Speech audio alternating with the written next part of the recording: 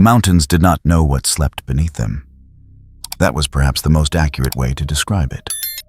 The ridgeline ran northwest to southeast, along the edge of a prefecture that most people passed through rather than visited a corridor of cedar and pine, that the highway bypassed entirely, leaving only a narrow prefectural road threading between the hills.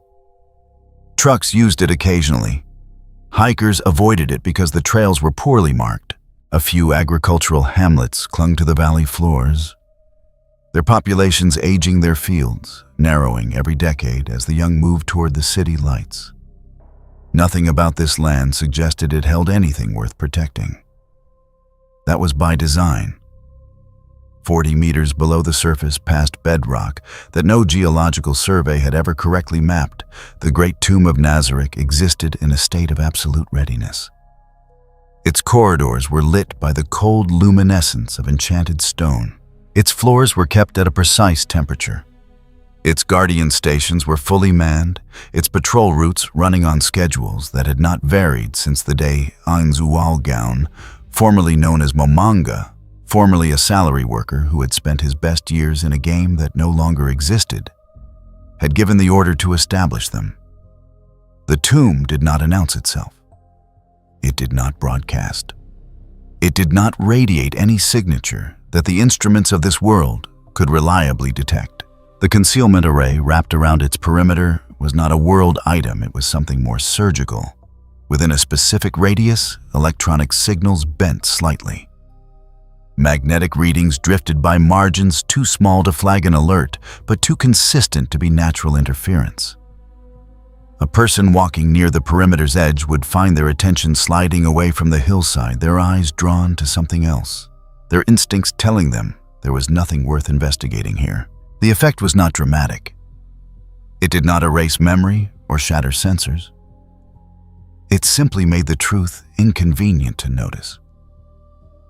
Ainz had reviewed the concealment specifications 3 times since their arrival. He stood now in what had been designated the primary observation chamber, a room carved into the 9th floor's outer ring, equipped with scrying arrays tuned to the surface. The feeds were sparse. The nearest inhabited structure was a farmhouse 7 kilometers away, and even its lights were dim at this hour. But the data streams coming from further afield told a different story. City lights burned in every direction once the distance exceeded 30 kilometers. Traffic, power grids, broadcast signals. A civilization operating at a density and complexity that Yggdrasil's lore archives had never documented. He had been standing here for 11 minutes. The concealment array is performing within expected parameters, Demiurge said from behind him. The demon stood near the room's entrance, his posture precise, his clawed hands folded behind his back. He wore his usual attire, a tailored suit that somehow made the horns and the tail look like deliberate stylistic choices rather than biological facts. There have been no external inquiries in the 46 hours since materialization. No aircraft have deviated from their flight paths to investigate this area. No ground-level personnel have approached closer than 9 kilometers. The array was designed for Yggdrasil's detection mechanics, Ainz said. He did not turn around. We have no confirmed data on whether this world uses comparable systems. That is correct, Demiurge replied. Which is why I have taken the liberty of cross-referencing the broadcast signals we've intercepted with what appears to be this world's public emergency communication infrastructure. Based on 46 hours of passive monitoring, there is no indication that any agency, governmental or otherwise, has registered an anomalous signature in this region.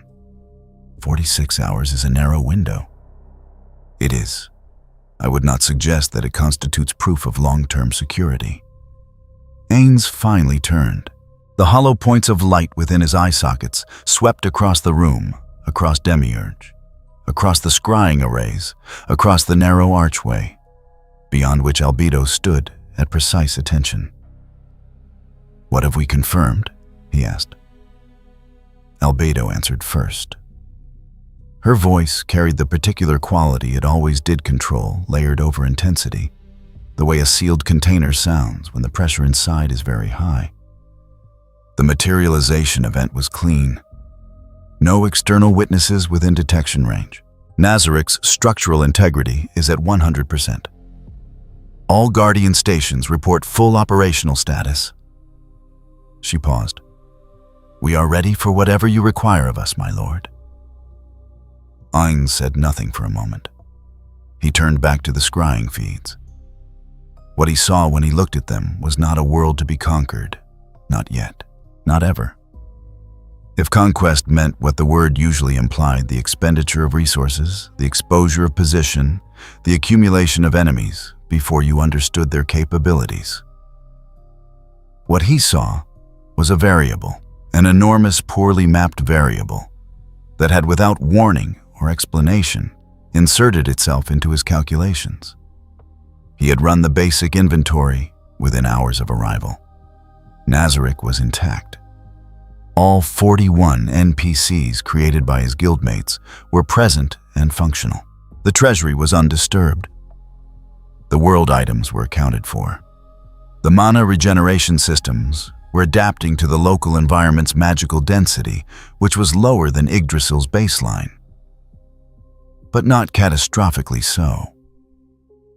His own abilities appeared to function.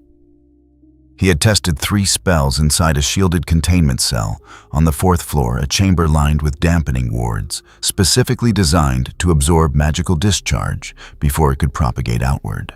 The results had performed as expected, and nothing had reached the surface. The tomb was in every measurable sense the same tomb it had always been. The world surrounding it was something else entirely. The broadcast signals, he said. Give me the summary. Demiurge moved to one of the secondary arrays and gestured. A soft image resolved not a perfect picture, but a composite reconstruction built from intercepted television and radio signals. It showed a news broadcast, a city street, a figure in a costume restraining a man whose arms had turned into something that resembled hydraulic pistons, civilians filming on handheld devices, a chyron in Japanese script running along the bottom of the frame. They call them quirks, Demiurge said. Superhuman abilities manifesting at the biological level, based on public education broadcasts, government, public service announcements, and what appears to be archived documentary material, all intercepted passively. Approximately 80% of this world's human population possesses some form of quirk. The remaining 20% are quirkless. There appears to be a formalized profession built around the use of these abilities for public safety, what this society calls heroes. They are licensed, regulated, and ranked by a governmental body. Ainz studied the image. The figure in the costume moved with practiced efficiency, isolating the threat, creating distance between the combatants and the crowd, minimizing collateral impact. The whole sequence took less than 40 seconds. They are trained, he said, extensively from what we can determine. There are educational institutions dedicated to producing them. A hierarchy that runs from local response teams up to what appear to be national-level assets. Demiurge's tone remained level. We have also identified what appears to be a parallel criminal organization, or rather a loose coalition of individuals, using their quirks outside the license framework. This coalition has carried out several high-profile incidents in recent months based on the broadcast record. Heroes and villains, Ainz said. A binary that this society has institutionalized, yes. Ainz turned the information over. It was a framing he recognized not from Yggdrasil, but from somewhere older. The working assumption that the world sorted cleanly into 2 categories. That assumption was always wrong. It was always a simplification that served whoever was doing the sorting. He filed that observation. The camera infrastructure in urban areas, he said. Density, high. Traffic systems, commercial installations, governmental monitoring networks. The coverage in dense population zones appears to be near continuous. Rural areas like this one are, by contrast, almost entirely unwatched. Demiurge allowed himself a slight inclination of his head. Nazarik's location was well chosen. Whether by fortune or by something more deliberate, we find ourselves in precisely the kind of gap that urban surveillance systems leave behind. Fortune. Ainz did not believe in it as an operating assumption. He believed in it the way a careful engineer believes in tolerance margins. You account for it, you do not depend on it. And the capabilities, he said, what we've seen in the broadcasts. What is the ceiling? Demiurge hesitated, not from uncertainty, but from the particular precision he applied to any statement he made to Ainz. Based on broadcast footage of the largest documented incidents, the upper range of individual quirk users appears to generate destruction consistent with what Yggdrasil would classify as low-tier area of effect combat spells. There are outliers individuals who have caused damage at significantly larger scales. The data on these outliers is incomplete. We are working from second-hand footage, edited and filtered through this world's media infrastructure. So we have a floor and we have hints of a ceiling we can't confirm. That is an accurate characterization. Ainz was quiet for a moment. This was the part that mattered. Not the floor was manageable. Nazarik had handled far worse at the floor level in Yggdrasil on nights when the guild had been raided by hundreds of players simultaneously. What mattered was the ceiling. What mattered was whether this world contained something that had not yet appeared on a news broadcast. Something that did not get filmed. Something that operated outside the visible framework entirely the way Nazarik itself was operating right now. He did not know. That was the only honest answer. He did not know. And not knowing was in its own way the most important piece of information he had collected in the past 46 hours. "We stay concealed," he said. The words came out flat and final, the way decisions always did when he spoke them aloud in this form. His voice carried no waver, no hesitation, no qualifier. Whatever complexity lived behind the red lights of his eyes did not reach his tone. "The array holds. No guardian leaves Nazarik without my explicit authorization. No contact with the surface population. No action of any kind until I give the order." "Of course, Lord Ainz," Albedo said. "Demiurge, expand the passive monitoring. I want intercepts from at least 3 major urban broadcast networks, and I want the data organized by incident type. Anything involving large-scale destruction, governmental response, or casualties above a certain threshold gets flagged separately. It will be done. And the array perimeter run a secondary diagnostic, not because I expect a problem, because I want confirmation." "Understood." He turned back to the scrying feeds. The news broadcast had cycled to something else now. A weather report animated clouds, tracking across a map of the Japanese archipelago. Ordinary. Routine. The kind of image that would mean nothing to anyone watching it except as background noise. Ainz watched it for a long moment.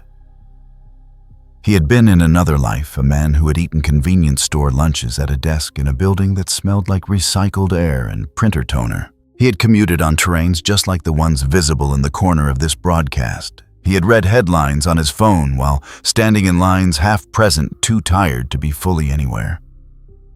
He had lived inside this country, inside this language, inside this rhythm of daily life for most of his conscious existence.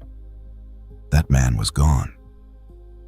What remained was something that processed information differently, something that did not fatigue, did not hunger, did not feel the particular weight of uncertainty the way a human body carried it in the chest behind the eyes, in the shallow quality of breathing at 3 in the morning.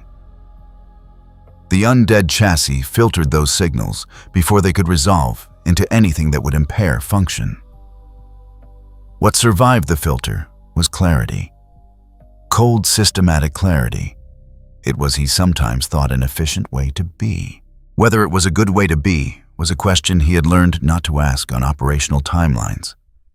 "There is one more thing," he said, still facing the feeds. "My lord, Albedo's voice. This world has people in it who use abilities that do not follow Yggdrasil's rules. That means our assumptions about immunity structures, resistance tiers, and counter-ability interactions are unverified. We may have blind spots we are not aware of. We will not act as though we don't." He paused. "That is not pessimism. It is the correct operating posture for an environment with incomplete data." Silence from both of them. Then Demiurge said softly, "As expected of you, Lord Ainz, you have already identified the precise risk vector that warrants our greatest caution." Ainz said nothing. He had not, in fact, identified it as a particularly profound insight. It was simply the next logical step in the checklist, but he had learned long ago that correcting Demiurge on these moments served no practical purpose and introduced unnecessary social complexity into the chain of command. So he let the comment pass. "I will go to the surface," he said. "Not tonight, not without preparation, but soon." He studied the weather map, the animated clouds, the temperature gradients, the ordinary machinery of a world going about its business with no awareness of what now existed beneath one of its forgotten mountain ranges.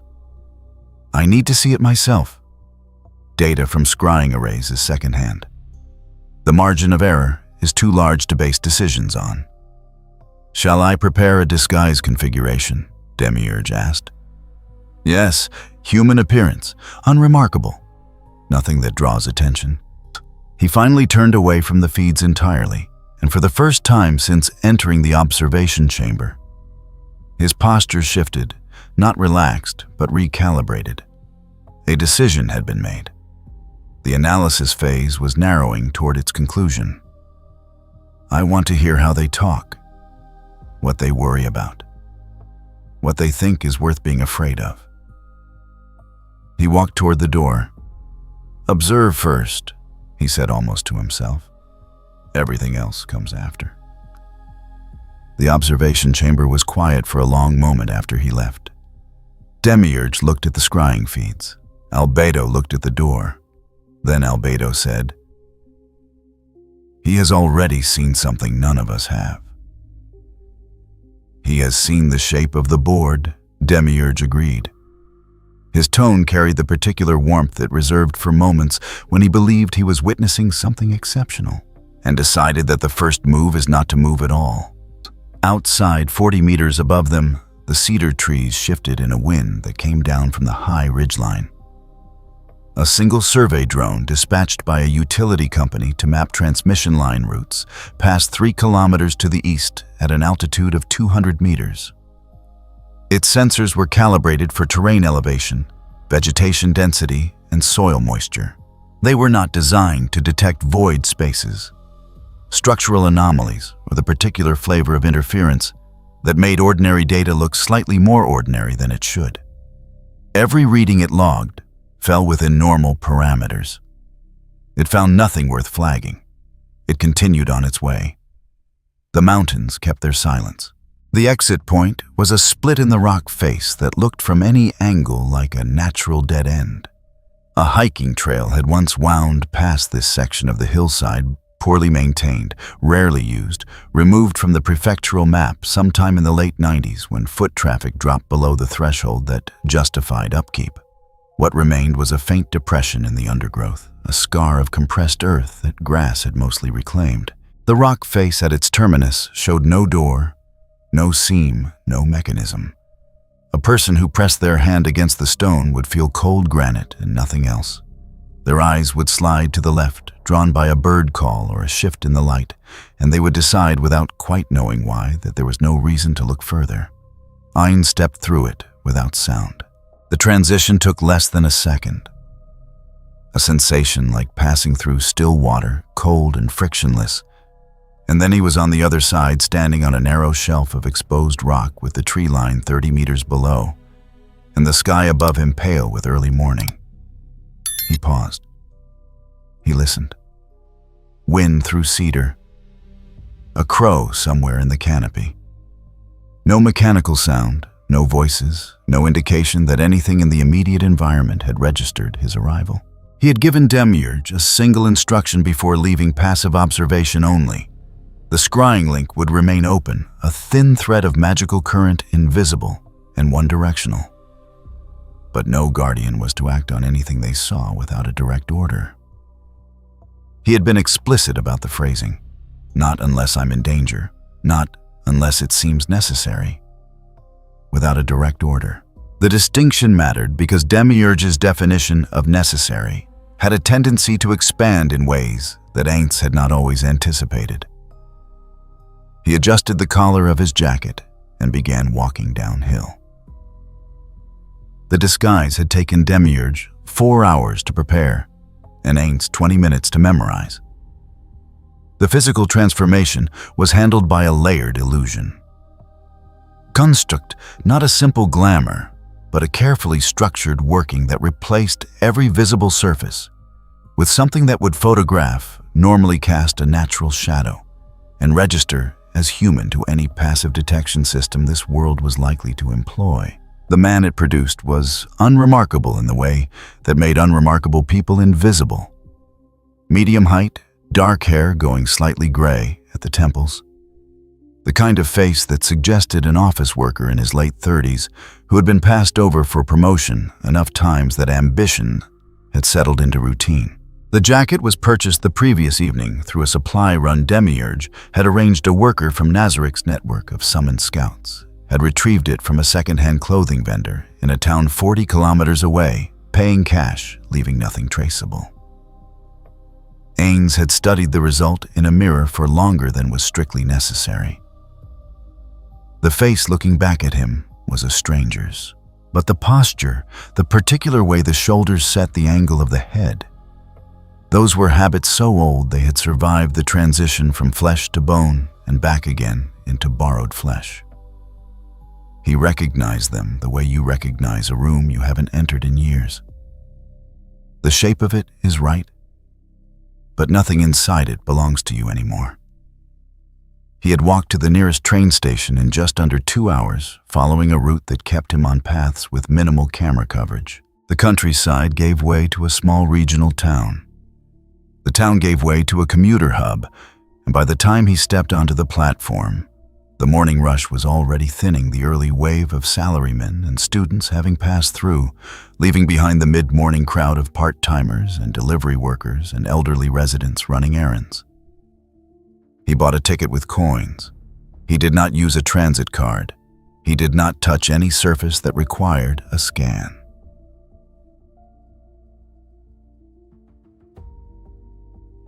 The train was 40 minutes into its run toward the city when Ainz saw the first billboard. It occupied the full side of a building. At a junction, the train passed slowly, a massive printed image of a man wreathed in fire. Chin-lifted expression carrying the particular gravity of someone who had been told repeatedly that they represented something larger than themselves. Text ran beneath the image in bold characters. A hero ranking, a sponsorship logo, a public safety reminder to report suspicious quirk usage to the nearest agency office. The man at the window seat beside him glanced at it and looked away. Routine. Wallpaper. Ainz filed it. At the next major station, he stepped off and spent 2 hours on foot.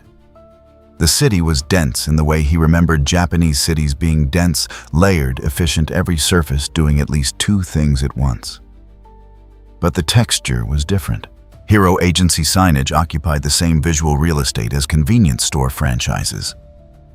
A police koban on one corner had affixed to its exterior wall a laminated chart explaining the legal thresholds for quirk use in public spaces, the font the same bureaucratic gray as fire safety regulations, as if the ability to generate fire from one's bare hands was simply another utility that needed to be managed responsibly.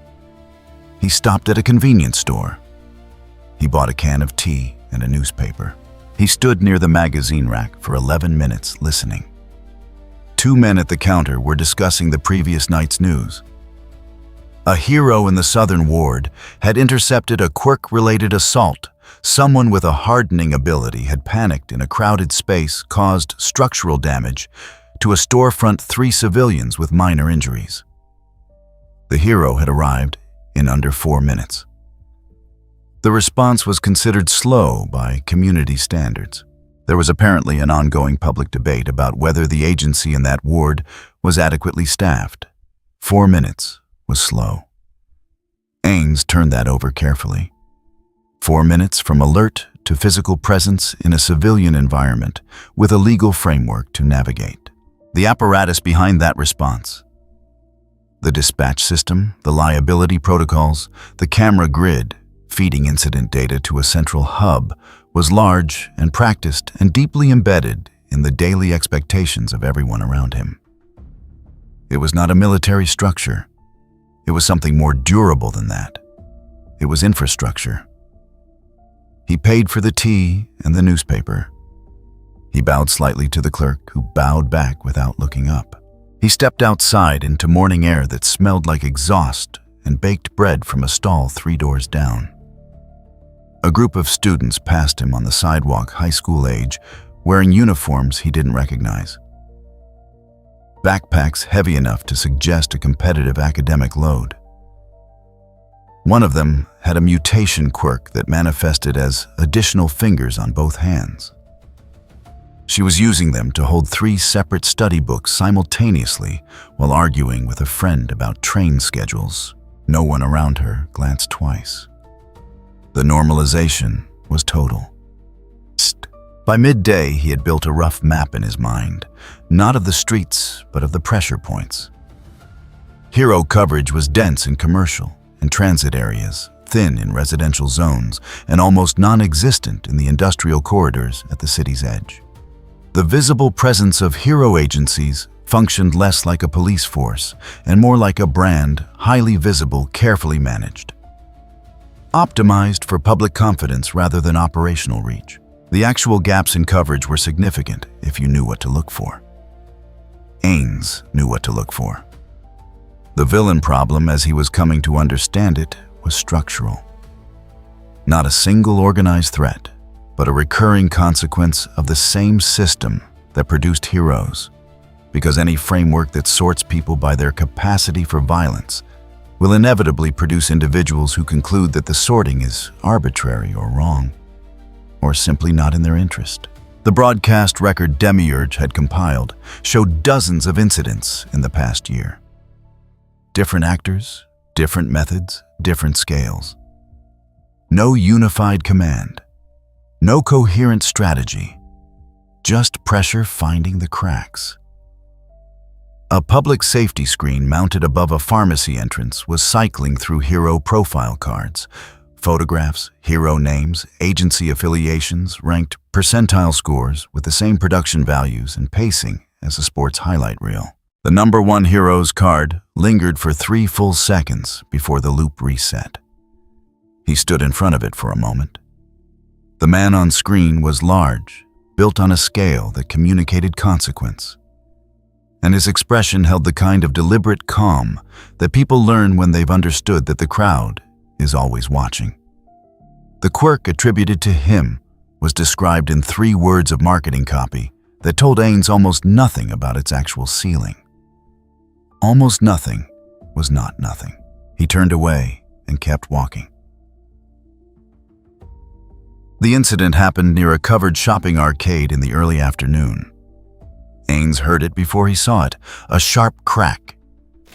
The particular register of something structural giving way under sudden stress, followed by the kind of collective intake of breath that a crowd makes when it transitions from ambient noise into a single organism responding to a threat. He was 40 meters from the arcade entrance when the first people came running out. He did not run. He moved to the side of the flow, pressing against a storefront column, and watched. Inside the arcade, visible through the entrance in fragments of angle and light, a young man was backed against a shuttered shop. His hands up, his body rigid with the effort of controlling something he clearly couldn't fully control. The quirk manifested as a pressure wave that pulsed outward from his torso in irregular bursts, each pulse rattling the overhead signage and pushing nearby pedestrians off balance. Not intentional. The face said that clearly. Panic attack. The kind of loss of control that happened when someone with a physical quirk hit a stress threshold their body couldn't manage. People were clearing the space.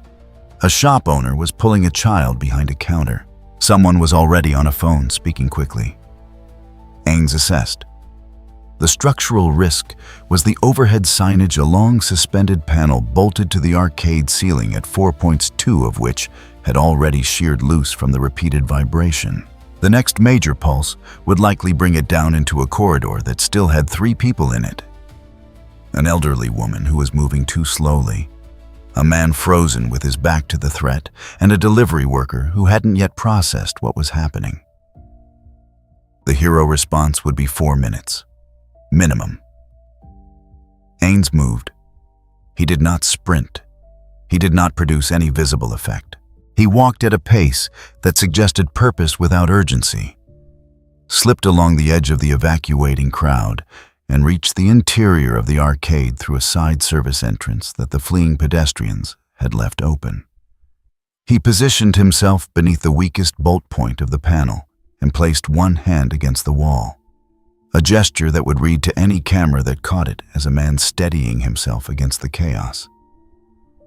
The next pulse came. The 2 remaining bolts gave. The panel dropped. Ainz caught the weight with a fraction of the force available to him. Not a dramatic arrest of momentum, just a controlled redirect, the panel settling at an angle against the wall, rather than swinging down into the corridor. The physical action was quick enough that the panel appeared to anyone watching to have partially caught on a protruding fixture. The elderly woman walked clear. The frozen man broke his paralysis and moved. The delivery worker finally turned and ran. 40 seconds later, a hero arrived, red costume, speed-based quirk, moving at a pace that blurred slightly at the edges. He assessed the scene, moved immediately to the young man still pressed against the shuttered shop, and began talking him down in the calm, practiced cadence of someone who had done this many times. A second hero arrived 90 seconds after that. The corridor was cleared. The young man's quirk subsided as the adrenaline bled off. Ainz was already 2 blocks away. He walked without hurrying. His heartbeat, if he'd had one, would have been steady. He turned down a side street that the city's main camera grid didn't fully cover and paused to straighten his jacket. The whole intervention had taken 11 seconds. No one had looked at him. The one camera that might have caught his position had been pointed at the wrong angle to capture anything useful, an accident of placement that Ainz had identified in the 3 seconds he'd spent assessing the scene before moving. He had not used any effect that could be identified as a quirk. He had touched a wall and appeared to brace himself. That was all anyone would remember, if they remembered anything at all.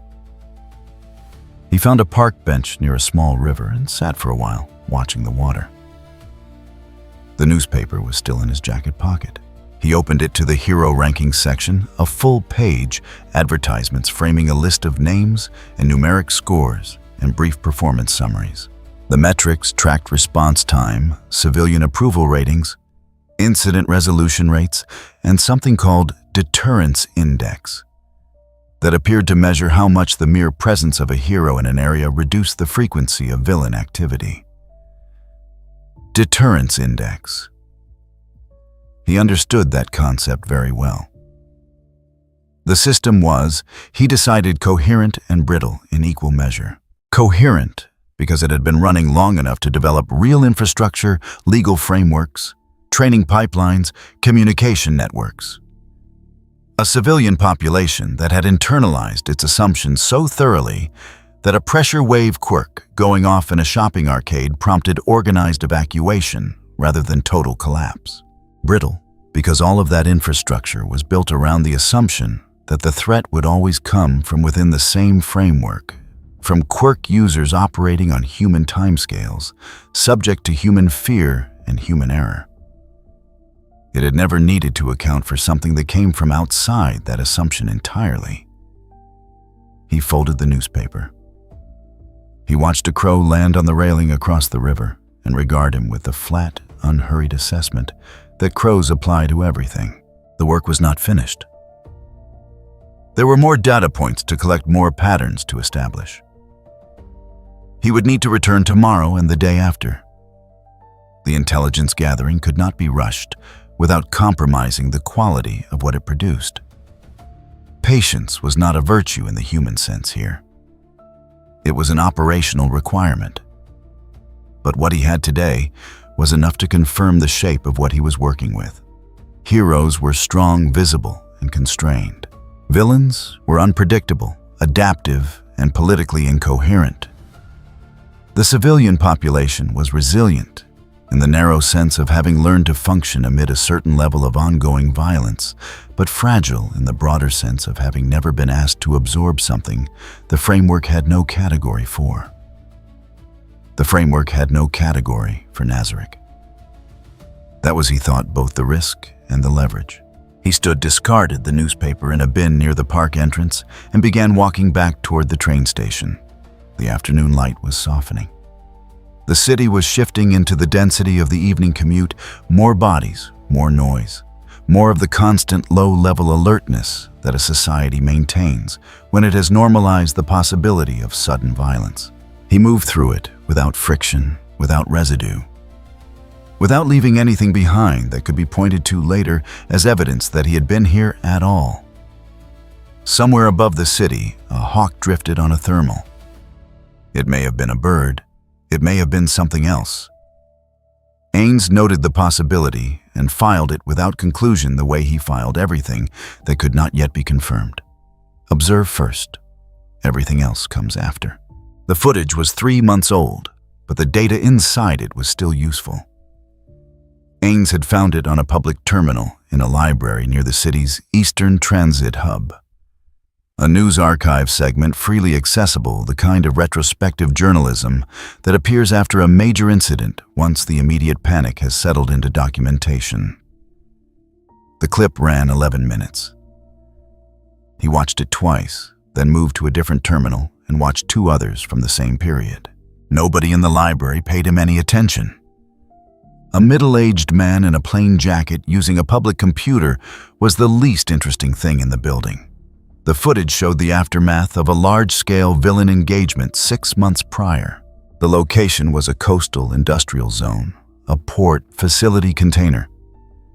Stacks the kind of terrain that offered cover choke points and a civilian population thin enough that a full hero response could operate without the usual constraints of bystander management. 3 heroes mid-ranked. 1 villain with a quirk that generated sustained kinetic shock waves at a radius of roughly 40 meters. The engagement lasted 9 minutes before resolution. Ainz noted the scale. He noted the hero positioning.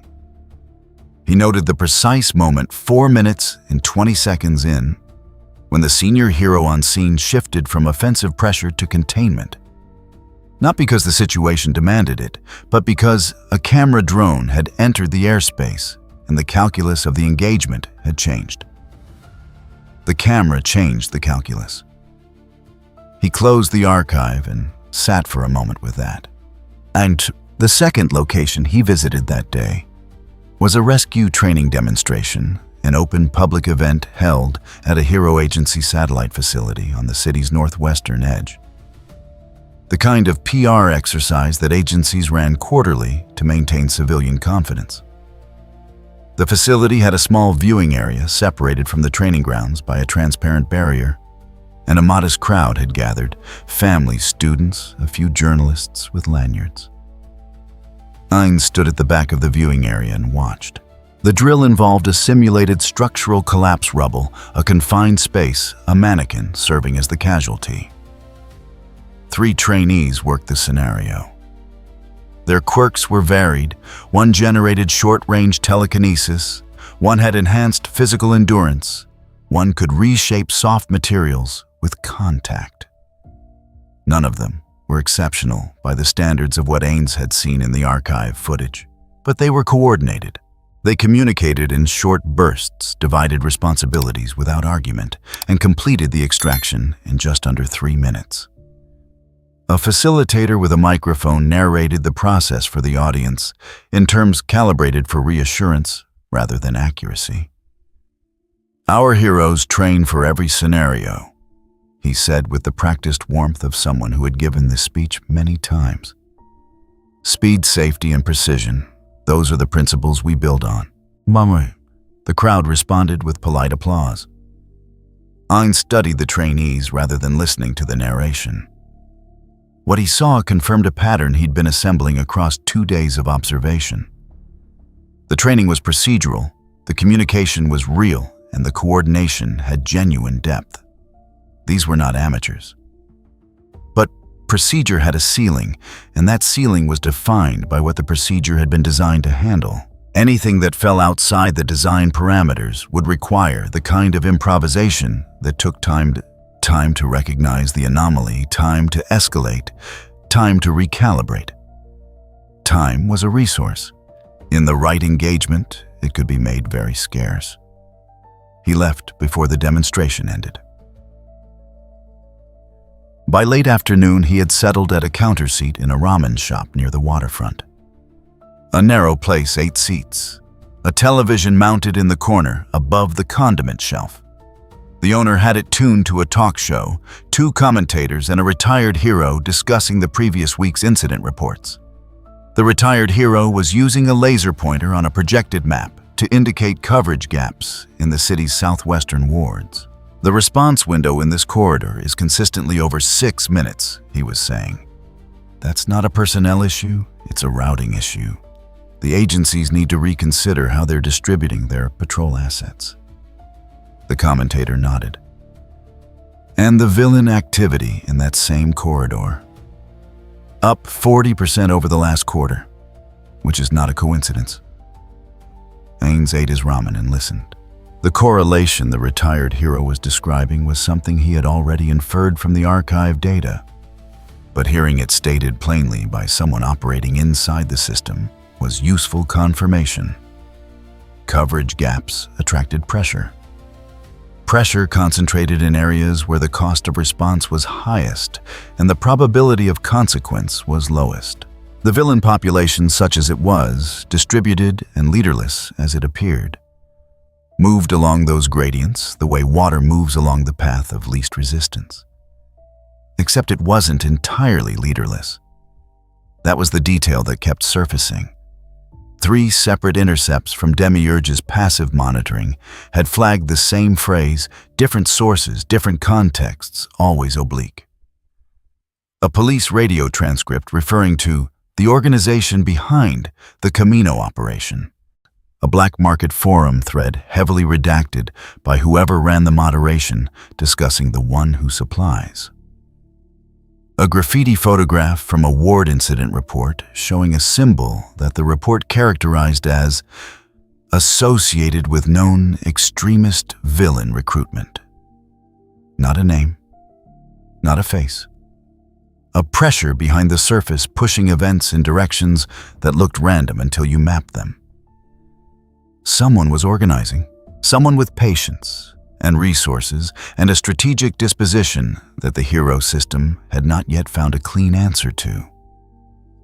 Ainz considered that for a moment, turning it alongside his own position in the same way you turn 2 objects together to see where their edges align. He set down his chopsticks. The walk back toward the train station took him through a commercial district that was transitioning from afternoon shopping into evening foot traffic. The lighting shifted storefronts, warming up their display illumination. The overhead municipal lights cycling on at intervals. He passed 3 camera housings mounted on a single intersection column. He adjusted his route by half a block to reduce the angle of exposure, a habit that had become automatic enough to require no deliberate thought. A patrol hero was working the far end of the block. A young one-yellow costume, a quirk that appeared to involve enhanced visual acuity based on the way his eyes tracked moving objects with a slight mechanical precision. He was walking the sidewalk with the relaxed alertness of someone who is mostly performing presence rather than conducting active surveillance. His gaze swept the crowd. It passed across Ainz. It did not stop. Ainz had already adjusted 3 seconds earlier. Posture rounded slightly, pace slowed to match the pedestrians on either side, attention directed toward a storefront display of kitchen appliances. The adjustment was minimal. A person looking for something unusual would find nothing unusual. A camera logging the block would record an unremarkable man pausing to look at cookware. The patrol hero moved on. Ainz resumed his pace. The interaction had lasted perhaps 4 seconds. It was by most measures completely uneventful. But it was also, in its own quiet way, the most important test of the day, because the hero's visual quirk was exactly the kind of passive detection system that a less careful approach would have failed. Enhanced perception, continuous and involuntary. If Ainz had moved differently, held himself differently, allowed any residual aura to surface through the illusion, construct the 4-second window would have become something else entirely. OPSEC, he thought, was not a procedure. It was a discipline. The difference between the two was what happened when you got tired. He did not get tired. That was one advantage of the current arrangement. He found a quiet spot near the train station, a covered walkway between 2 buildings, a gap in the foot traffic, and spent 4 minutes in stillness, letting the distant vision spell resolve a live feed of the waterfront zone he'd identified earlier. The image came through without sound, a narrow angle, but sufficient. 3 figures near a decommissioned warehouse, body language consistent with a transaction rather than a meeting. One of them had a quirk active, a faint luminescence around the hands, the biological signature of something being suppressed rather than deployed. Not heroes. The posture was wrong for heroes. He let the spell lapse and continued toward the platform. Titan. The report he gave Demiurge that evening was 22 minutes long, delivered in the operational terseness that had become the standard register for Nazarick briefings since their arrival. Top-tier quirk capability appears to reach large-scale area destruction under optimal conditions, he said, standing in the observation chamber while Demiurge compiled the data into a structured summary. But optimal conditions are rarely present. Hero engagements involve simultaneous rescue obligations, legal constraints, and media exposure. The practical ceiling of what a hero can do is significantly lower than their theoretical ceiling. The gap between those 2 numbers is where everything interesting happens. And Nazarick's position relative to that gap, Demiurge asked.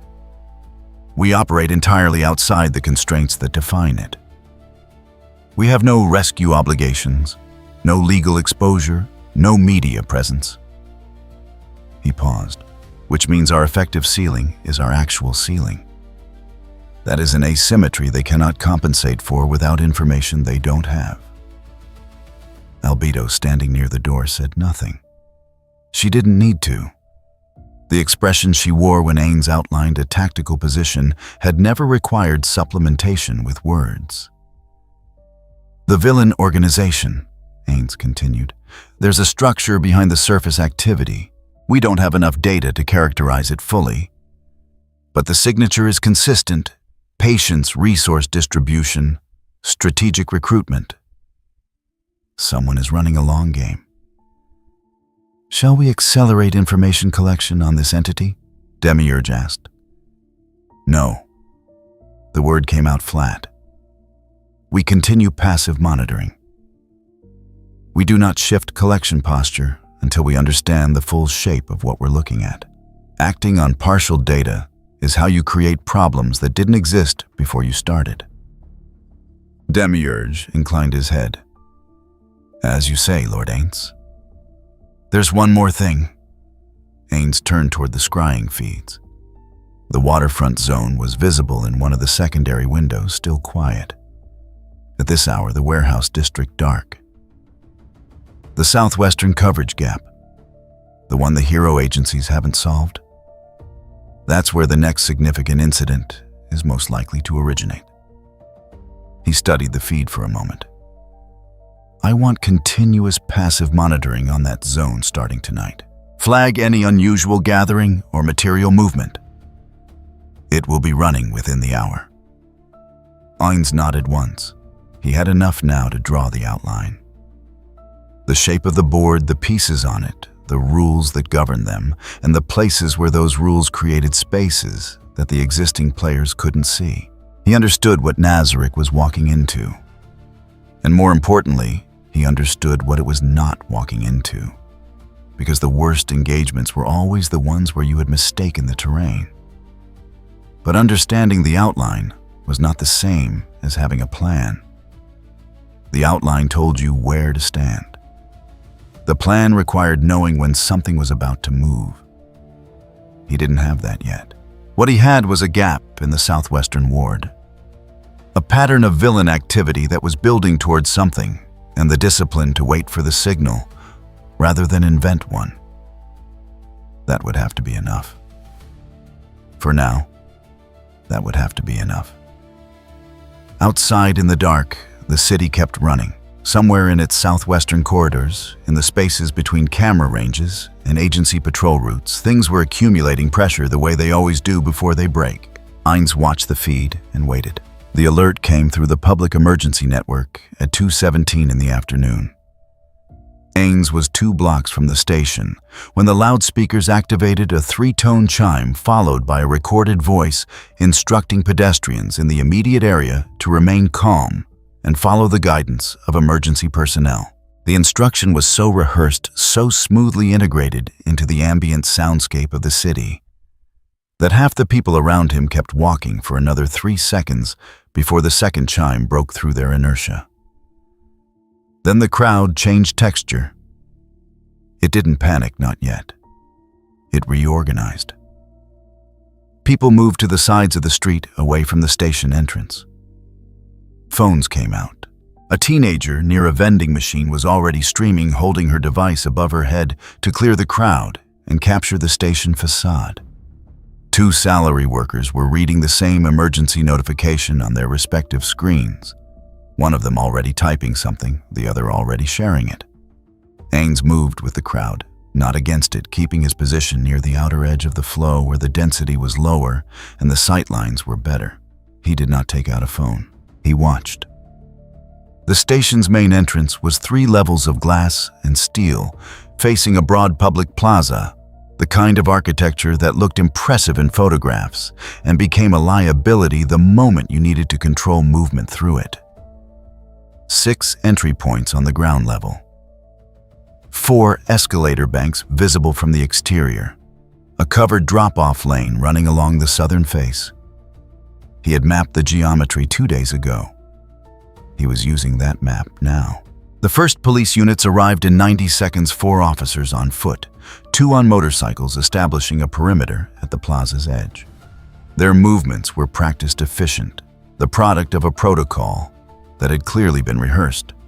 One of them was already on a radio, feeding a description of the situation inward to a dispatch point Ainz couldn't hear. Through the station's glass facade, he could see it beginning. The man inside had a build that suggested manual labor, wide shoulders, the particular density of someone who had been physically strong for a long time. His quirk manifested as a pressure field that extended roughly 8 meters in every direction from his body, visible only by its effects, the way the air shimmered slightly at its edge. The way the floor tiles cracked in a spreading ring wherever he moved, the way anyone who crossed into its radius stumbled or fell, as though the gravity in that space had become slightly terribly wrong. He was standing in the center of the main concourse, and he was not moving. Around him, in a ring defined by the quirk's reach, 14 civilians were down, not unconscious but pinned, unable to stand. Some crawling, others simply flat, pressing themselves against the floor with the instinct of people who had understood at a biological level that standing was no longer an option.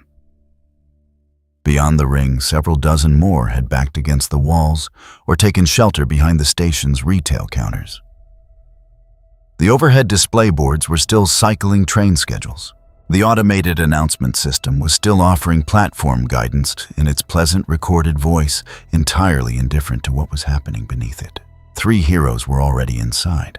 Ainz identified them from their agency markings, a woman in blue with an elongation quirk, currently using her extended reach to pull civilians out of the pressure field's edge without entering it herself.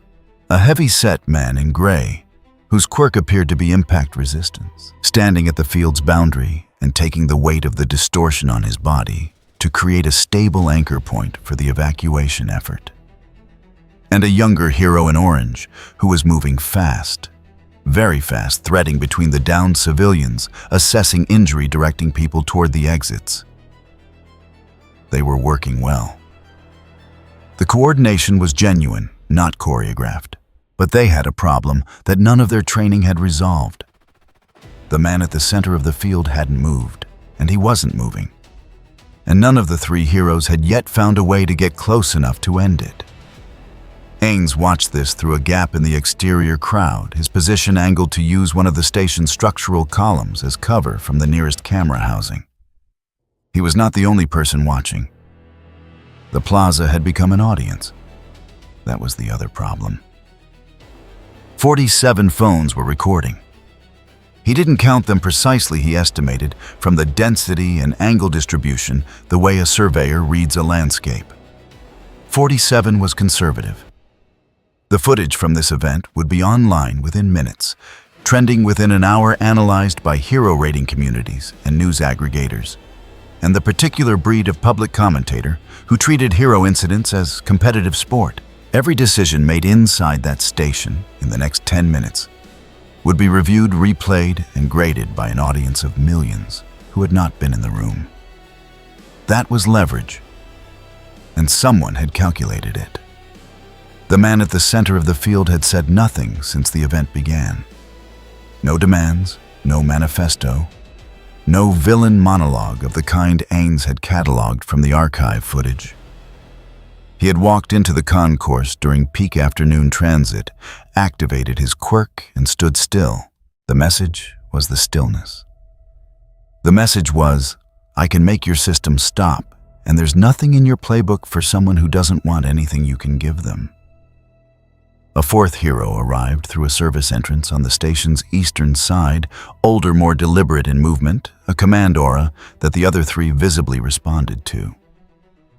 She surveyed the scene in roughly 4 seconds and began issuing directions in clipped shorthand that her team processed without visible confusion. The pace of the evacuation improved immediately. The anchor hero shifted position. The fast one changed direction. Good, Ainz noted. Command structure is functional, they're adapting. But the man at the center still hadn't moved. And the overhead display board cycling through its meaningless schedule updates had just shown Ainz something that the heroes hadn't noticed, yet the structural indicator light on the board's mounting bracket, a small maintenance LED, visible only from his particular angle, had gone from green to amber. The sustained vibration of the pressure field was affecting the ceiling mounts. The board was a suspended installation, roughly 4 meters wide, hanging on a 2-point anchor system directly above the largest concentration of pinned civilians. He ran the math without effort. At the current vibration rate, the secondary mount would fail in approximately 90 seconds. The primary mount would follow in another 30. The board would drop at an angle that would clear the pressure field's edge and land across the backs of 6 civilians who were still crawling toward the exit corridor. At their current pace, they would not clear the landing zone in time. The heroes were not looking up. Their training was ground-level bodies, threats, movement corridors. The ceiling was maintenance's problem. The ceiling was for the engineers who had certified the installation and the inspectors who had reviewed the certification and the protocols that required someone to check the structural loads during high vibration incidents, which was a procedure that existed in a manual somewhere and was almost certainly not running right now because everyone in the building was focused on the man in the center of the floor. 4 heroes and a command structure, and none of them were looking at the ceiling. Ainz was. He measured the remaining time against his position. He was outside the building. The relevant entry point was 40 meters to his left, a side access corridor that the police perimeter had not yet sealed because the officer assigned to it had been redirected to crowd management 30 seconds ago, leaving a 12-second gap in coverage. He did not move yet. He needed to know whether the heroes would catch it themselves. He gave them 20 seconds. They didn't. The command hero was directing a new evacuation route. The fast one was carrying a child.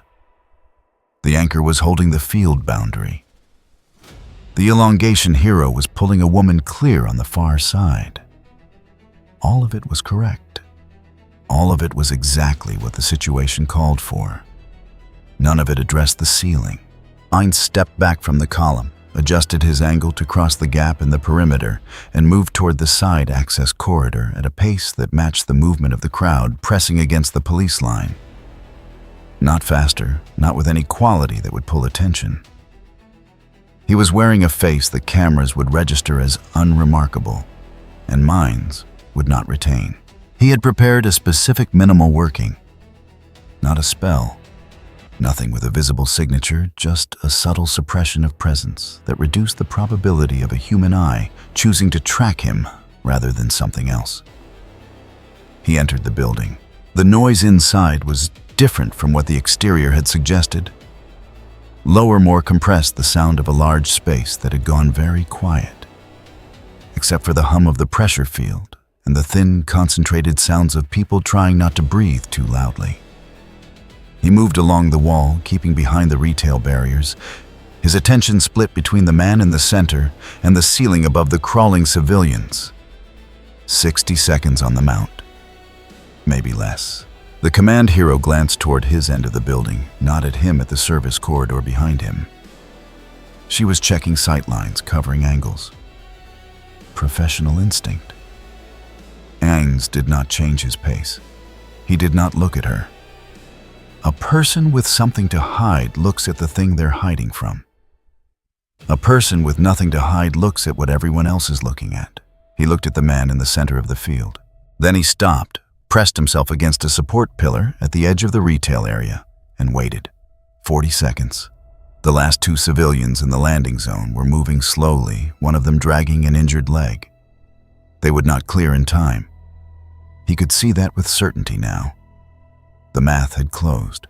He reached up, placed one hand flat against the support pillar, and ran a current of force along the ceiling anchor, a contact transfer working invisible at distance, requiring no vocalization, producing no light.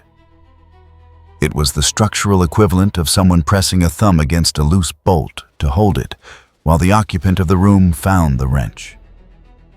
It would not fix the mount. It would hold it for an additional 40 seconds. 40 seconds was enough. The 2 civilians crawled clear. The fast hero swept in behind them, lifted the one with the injured leg, and moved. The landing zone was empty. Ainz released the current. The mount failed exactly as predicted.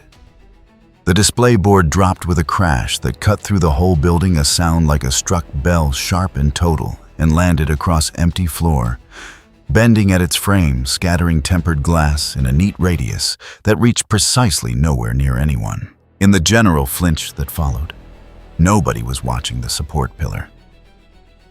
Nobody was watching the unremarkable man who straightened his jacket and began moving toward the exit corridor with the same measured pace as the last of the evacuating crowd. He was 3 blocks away before the heroes resolved the situation. He heard it without seeing it, a change in the quality of the emergency broadcast. The loudspeakers cycling from evacuation guidance to an all-clear tone, the crowd around him exhaling collectively and reaching for their phones again. The man at the center of the field had been subdued. Ainz didn't know the specifics and didn't need them. What mattered was the aftermath. He stopped at an intersection and looked at the sky. The afternoon light was going amber. Somewhere behind him, the station was becoming a crime scene tape. Investigators, the bureaucratic machinery of post-incident documentation, cranking into motion. The footage from those 47 phones was already moving through networks he couldn't see. And within the hour, a version of events would exist that was coherent and public and completely missing the 38 seconds that had actually determined its outcome. He thought about the display board. He thought about the civilians who had cleared the landing zone. He thought about the command hero who had run a good operation under real constraints and would receive either credit or scrutiny, depending on which frame the coverage adopted. He thought about the man at the center of the field who had stood still and silent and said nothing, and had nevertheless managed to stop a major transit hub. Tie down. 4 heroes generate 47 independent recordings and produce a public event that would be discussed for weeks. That was leverage. That was what leverage looked like when you had nothing but a body and a quirk and the understanding that the system around you was optimized for visible threats. Someone had sent that man into that station. Someone had chosen the timing, the location, the method.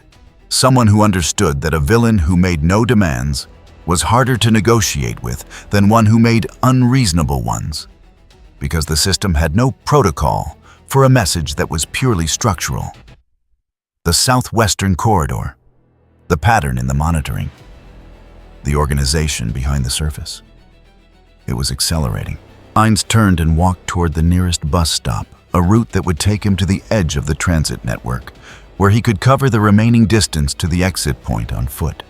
He needed to be back inside before the investigation teams began cross-referencing the station's camera grid, which they would do within 2 hours, which meant he had a margin that was comfortable but not generous. As he moved, a single thought ran beneath everything else, with the quiet persistence of a calculation that had already reached its answer, left unaltered. What had happened today would happen again. And the next version would not have a display board. It would have something worse in a place with fewer exits, with a crowd that had been given no warning at all. The system would respond. It always responded. But it responded to what it could see. And it was becoming increasingly clear that the thing building pressure in this city's blind spots had learned to operate in the dark. Nazareth operated in the dark by design. That asymmetry was going to matter very soon.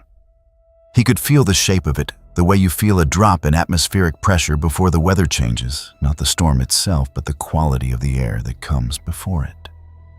He boarded the bus. He found a window seat. He watched the city pass. It was time to stop watching. He had chosen his position before the incident reached its peak. The service stairwell on the station's northern face gave him an angle that the camera grid didn't fully cover, a blind spot created by the intersection of 2 housing units. Mounted too close together, their fields of view overlapping in a way that left a narrow vertical strip unmonitored. He had mapped it during his initial survey of the building 2 days prior, cataloged it alongside 11 other gaps in the coverage architecture, and filed it as potentially useful without assigning it a specific purpose. Now, it had one. From the stairwell's 3rd-floor landing, through a narrow window that looked down into the concourse at an oblique angle, he could see everything. The man at the center still hadn't moved. The command hero was repositioning her team. The evacuation of the outer ring was nearly complete. Most of the civilians who could move had moved, and the ones who couldn't were being extracted one by one by the elongation hero working the field's edge. That was the situation as it stood.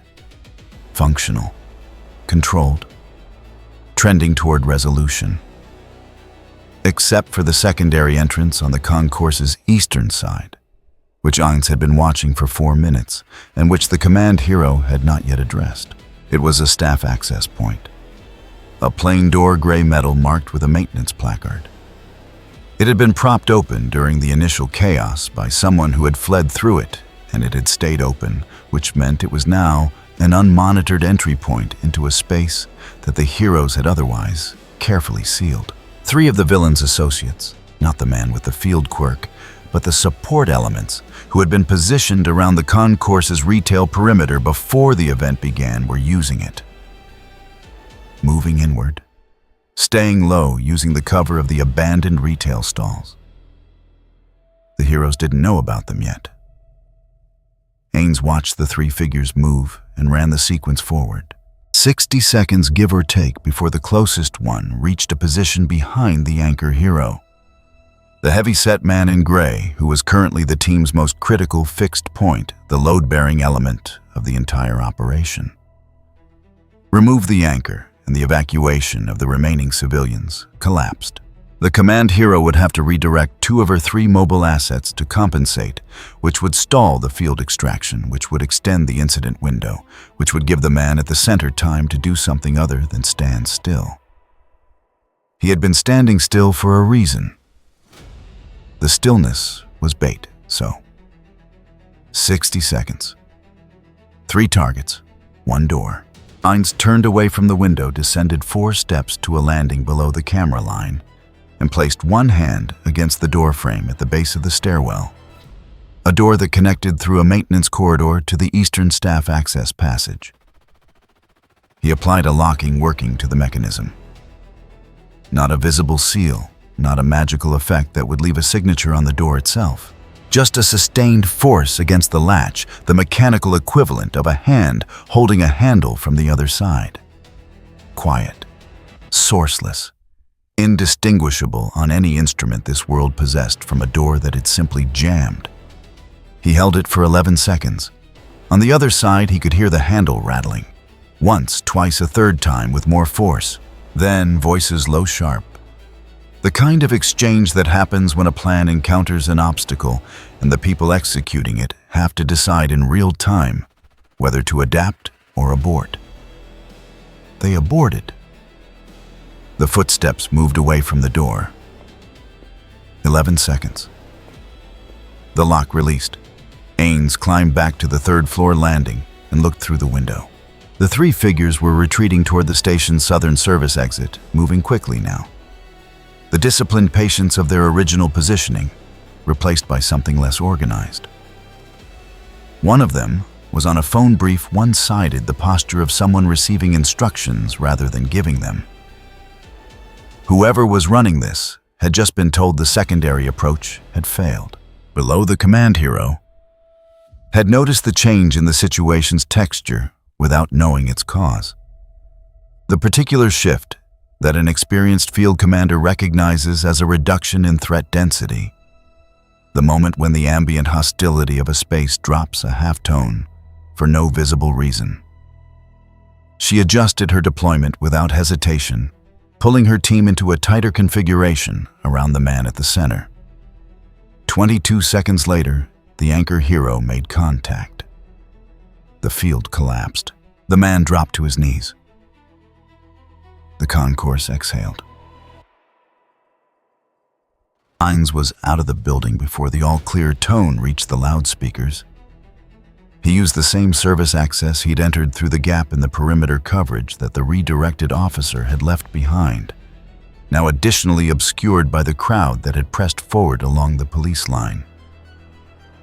When the sounds inside the building changed, he moved through them at the pace of someone who had been on the wrong side of the tape and was now making their way back to street level, unremarkable, in the way that people moving away from an incident always are. He did not run. He did not look back. 3 blocks out, he stopped at a bus shelter and sat on the bench. An elderly man was already there reading a folded newspaper with the focused concentration of someone who had decided consciously or otherwise to not engage with whatever was happening a short distance away. Ainz sat beside him and was equally quiet. He reviewed what he had done. The locking working. 11 seconds of sustained force. No vocalization, no visible casting, no light, no sound beyond the ambient noise of the incident itself. The mechanism it had acted on was a standard commercial latch, the kind found in thousands of buildings across this city, distinguished by nothing except its position at the exact point where the villain's secondary approach would have succeeded. On any subsequent review of the station's infrastructure, investigators would find a latch that had jammed under stress. That was a thing that happened. That was a thing that would be attributed to the vibration of the sustained quirk field and the general structural agitation of the event. Nothing in the footage from any angle would show a person touching that door. The three support figures had left the building. They were in the city now, loose unaccounted for, carrying the information that their operation had partially failed. They would report that back through whatever channel connected them to whoever had sent the main actor into that concourse. And whoever that was would review the sequence and find exactly one anomaly: the secondary door had jammed at a tactically inconvenient moment. They would probably attribute it to bad luck. Bad luck was a useful cover. People who ran sophisticated operations were not immune to explaining their failures as bad luck. When the alternative required them to account for a variable they couldn't identify. The elderly man at the bus shelter turned a page of his newspaper. The headline visible on the back page was about a hero ranking update. He read it with the same careful attention he'd applied to everything else. Ainz looked at the street. The debrief at Nazareth that night was short. The secondary approach was neutralized, he said. The heroes resolved the main incident without additional complications. The support elements withdrew and are currently unaccounted for, which means they're back in the network that deployed them. The man with the field quirk, Demiurge said. Captured. Yes, which is the outcome the heroes will report, the outcome the public will receive, and the outcome that accurately describes the surface-level result. Ainz moved to the scrying window. The station was visible in the late evening feed police tape lights investigators. What that outcome doesn't capture is that the secondary approach would have succeeded without intervention. The heroes would have lost the anchor position. The incident would have extended by at least 15 minutes with additional civilian exposure and a command structure that would have been forced into a reactive posture it wasn't prepared for. The heroes don't know that, Albedo said. No. They know they ran a good operation and won. That is what they'll document, what they'll train from, and what they'll tell the public. He paused. They'll be right from where they're standing. Demiurge was quiet for a moment. When he spoke, his tone had the particular quality it carried when he was organizing a large thought into a compressed form. The intervention was 17 seconds of contact force. No signature, no witness, no recoverable evidence. He let the numbers sit. Lord Ainz, the implication is that the system can be adjusted without being replaced, Ainz said. That's the whole point. We don't need to control the outcome of every incident. We need to understand where the critical junctions are and have the ability to act on them when the alternative is a result that serves nobody's interest. He turned from the window. Including ours. Albedo straightened slightly. And the villain network, the support elements who withdrew, they'll report an equipment failure, a jammed door. He let that land without elaboration. The organization behind them will file it as operational variance. They won't look for a third party because they have no reason to expect one. Not yet, Demiurge murmured. Not yet. Ainz agreed. He looked at the feed one more time. The station was quiet. The investigators moved through it with the methodical patience of people reconstructing a timeline from its residue. Somewhere in that residue. If you looked at the right frame from the right angle, You might notice that the eastern staff door was closed when the perimeter footage showed it had been propped open, and that the latch mechanism showed stress marks inconsistent with the direction of the vibration load. Might notice, if you were looking for it, no one was looking for it. "I want a full map of the villain network's known communication channels," Ainz said. "Not to act on to monitor. And I want the hero agency incident reports for the last 6 months cross-referenced against the coverage gap data from the southwestern wards. I want to know if there's a pattern to the timing of the incidents, not just their location." "By morning," Demiurge said. "Good." Ainz moved toward the chamber exit. "The organization behind tonight's event is running a long-term operation. They're patient, they're resourced, and they're learning from each incident. Which means they'll escalate. Not immediately, but the next event will be more sophisticated than tonight's." He stopped at the threshold. "When it happens, I want to be in position before the first alert, not after." He left the chamber. Behind him, Demiurge stood for a moment in the quiet of the room, looking at the scrying window where the station's post-incident lights were still burning.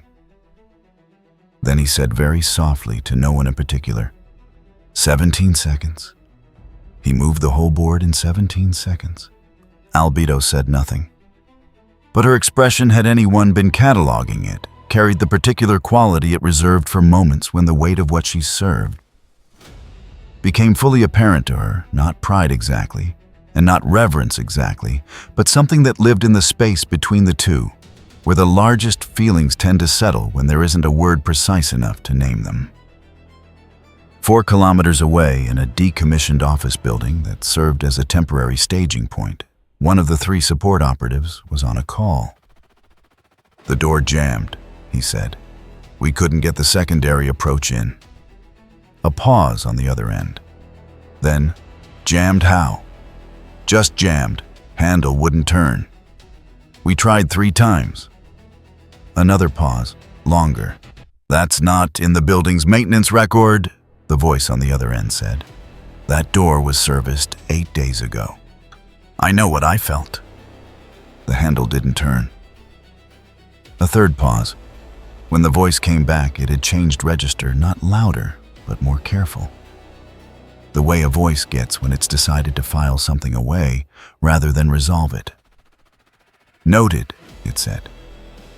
"We'll review the sequence." The call ended. The operative set down the phone and looked at the wall for a moment, replaying the afternoon in his mind. The handle had felt normal, up to the point where it didn't know resistance on the approach, no warning. Just a clean stop at the moment they'd needed it to move. Like someone had been holding it from the other side. He turned the thought over once. Then he filed it under bad luck and went back to work. There was no other category for it. Not yet. He changed his appearance twice on the way back. The first change happened in a convenience store restroom on the city's northern edge, a minor adjustment to the illusion construct. Enough to alter the silhouette that any camera system would be comparing against its earlier recordings. Different jacket profile, different hair length. The face remained close to what it had been, but close was not identical, and identical was what automated recognition required. He bought a bottle of water at the counter, paid cash, and walked out into an evening that had gone fully dark. The second change happened at the point where the urban grid dissolved into the regional road network, where the streetlights thinned and the traffic dropped to single vehicles at long intervals, and the cameras mounted at intersections gave way to nothing at all. Here he shed the disguise construct entirely, let the working unravel back into ambient mana, and became what he was. The road was empty. The tree line was dark on both sides. Nobody was watching this particular stretch of prefectural road at this particular hour, and he had confirmed that through 3 separate channels before choosing this route. He walked the last 9 kilometers in his own form. It was in its way a relief. Not emotional, the undead architecture didn't produce relief in the human sense, but there was a functional efficiency to moving without the overhead of maintaining a layered illusion construct and efficiency had its own kind of satisfaction when you were carrying a significant volume of new information and wanted the processing capacity for that, rather than for keeping a borrowed face properly calibrated. By the time the concealment perimeter registered his approach and the entry point resolved out of the rock face, he had already organized the data into its primary categories and assigned provisional weights to each. The Guardians were assembled in the strategy chamber when he arrived. Demiurge stood at the head of the central display, a scrying surface repurposed as a tactical map showing the city's layout with overlaid markers representing hero agency locations, known villain activity zones, camera infrastructure density, and the southwestern coverage gap he'd flagged 3 days prior. Albedo stood to the left of the display, her posture carrying the particular quality it had when she had been waiting and had used the waiting time to sharpen rather than to rest. Shaltir was seated, which for Shaltir represented a conscious exercise in restraint. Sabas stood near the far wall with the stillness of someone who had made his peace with the room's tension and was simply present inside it. Aura leaned against the doorframe, her different colored eyes moving between the map and Ainz as he entered. Mare stood beside her quiet. Nobody spoke first. They waited. Ainz crossed to the display and looked at it for a moment. Then he turned. "Here's what I know," he said. "And here is what we're going to do about it." Turned. He gave them 5 minutes of information, delivered without inflection, each point placed precisely. Hero response times in the primary urban zones averaged between 4 and 7 minutes from alert to physical presence. Their practical ceiling, what they could actually deploy under operational conditions with rescue obligations and legal constraints and cameras running, was significantly below their theoretical maximum. The gap between those two numbers was real consistent and exploitable. The villain network was neither leaderless nor unified. Someone with patience and resources was running a long-range strategy behind the surface activity, choosing targets, timing events, managing the coalition's internal politics with enough skill to keep the factions from burning each other out. That entity had not yet shown its face. It was not yet ready to, but the escalation trajectory was clear. Each incident was more sophisticated than the last, and the next one would be designed to produce a result that the hero system's current configuration couldn't contain. The civilian population was the variable that neither side was managing correctly. The heroes treated it as something to protect. The villain network treated it as leverage. Both framings were incomplete. A population that lost faith in both protective and disruptive forces simultaneously became ungovernable, which was bad for everyone, including entities that intended to operate in this territory over a long time horizon. "We have 3 options," Ainz said. "We destroy the current structure and replace it with direct control. We align with one side and operate as their instrument. Or we hold both sides inside a set of constraints that prevents the worst outcomes while preserving enough stability for our own purposes." He let the 3 options sit in the room for a moment. "The first option generates an international response we're not prepared to absorb. We don't have complete intelligence on this world's full power inventory. There are national and international assets we haven't assessed. Engaging them before that assessment is complete is not a risk profile I'm willing to accept." He moved on without pausing. "The second option makes us a tool. Tools get used until they break, and then they get replaced. We are not a tool." "The third," Demiurge said. "The third," Ainz confirmed. "Enforced equilibrium. Neither side wins decisively. Both sides operate inside rules they didn't choose and can't change. We enforce the rules from a position they can't locate or directly challenge." Shaltir shifted in her seat. "And if they refuse the rules, then they learn what refusal costs. Once. After once, the rule holds."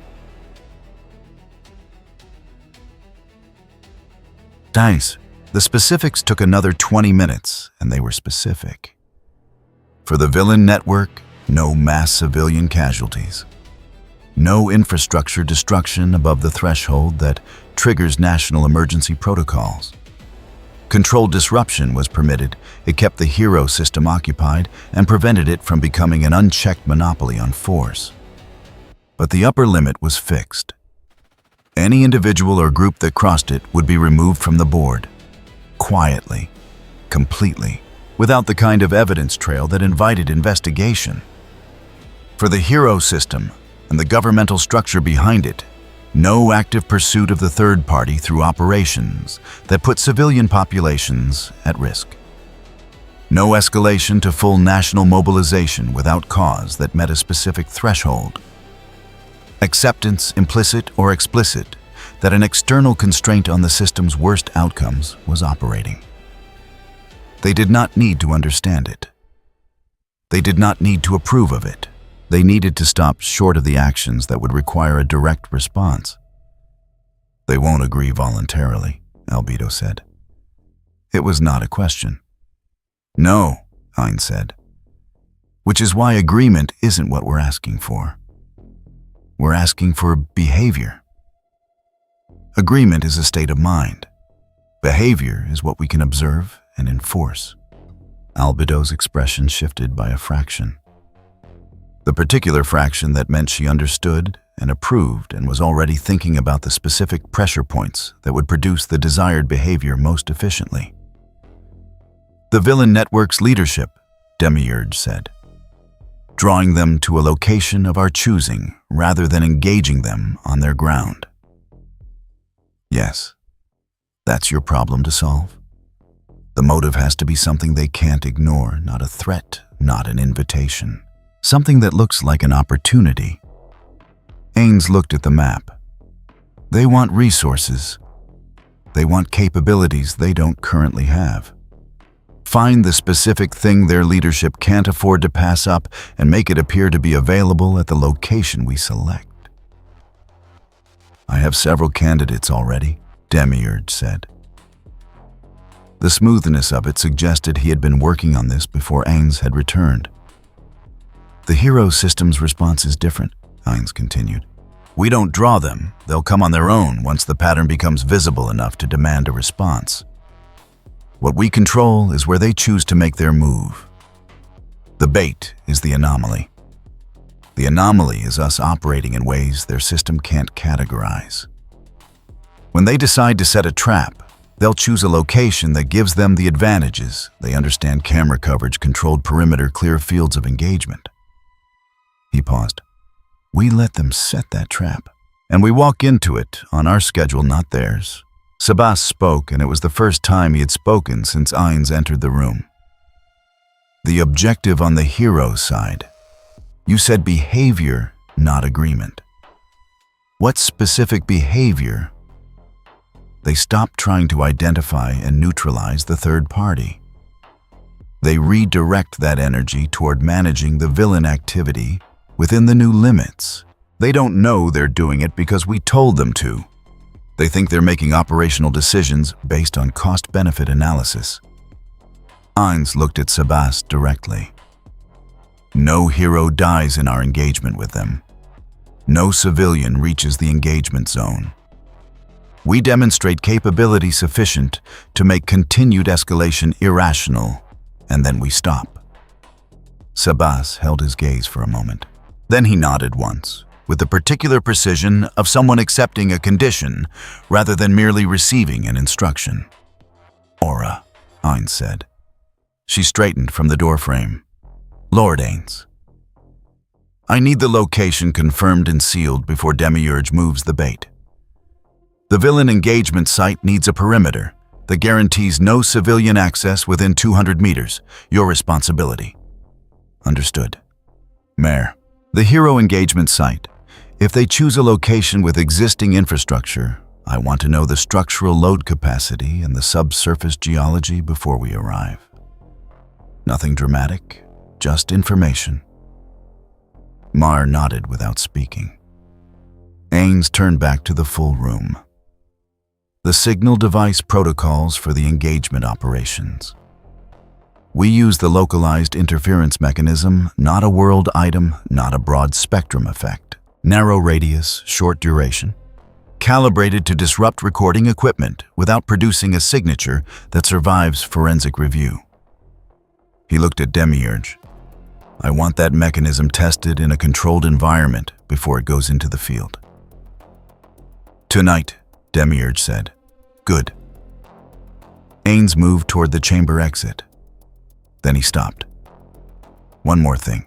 Everyone who goes into the field for these operations goes in with a single standing order above all tactical decisions. We bring them to our terms, not ours to theirs. If the situation requires adjustment, you adjust within that constraint. You do not redefine the constraint. He looked at Shaltir last. She met his gaze with a directness she always had, challenging without being defiant, the way a weapon looks when it's ready and knows it. I understand, she said. Good, he said again and left.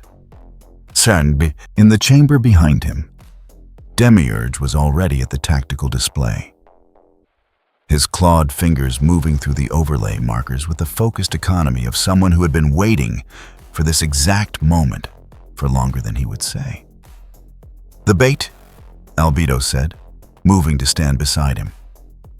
What's the candidate? There's a compound in the underground network, Demiurge said. Biological samples, stolen from a research institute 6 months ago. The kind of material that certain parties would pay a significant sum to possess and would travel a significant distance to acquire if they believed it was genuinely available. He adjusted one of the markers on the display. I've already established a plausible provenance through 3 intermediary channels. The information will reach the relevant ears within 48 hours. Albedo studied the marker's position. An industrial zone on the city's outskirts, decommissioned low camera density surrounded by terrain that offered controlled access and limited civilian presence. And the actual location, ours, Demiurge said simply, from the moment they step into it. Outside in the Nazarick tomb's upper floors, the patrol cycles ran their unchanged routes through corridors that had not been touched by the world above them. The treasury held what it had always held. The 41 waited with the particular patience of entities for whom waiting was not a cost, but a state. The game had been identified. The board had been mapped. The pieces were moving to their positions. One of them, in 48 hours, would reach a decommissioned industrial zone and find exactly what it had been promised, and nothing else it was expecting. The rumor took 48 hours to reach the right ears. It moved the way useful information always moves through criminal networks, not in a straight line, but through a series of handoffs, each one adding a layer of plausible distance between the origin and the recipient. A mid-tier broker who specialized in black market quirk suppressants received an encrypted message from a contact he had used twice before and found reliable. The message described a research cache biological samples stolen 6 months ago from a private institute currently held by a party looking to liquidate quickly. The samples were the kind of material that certain buyers paid significant sums to acquire. The kind that in the right hands could accelerate certain projects by years. The broker passed it to 2 buyers.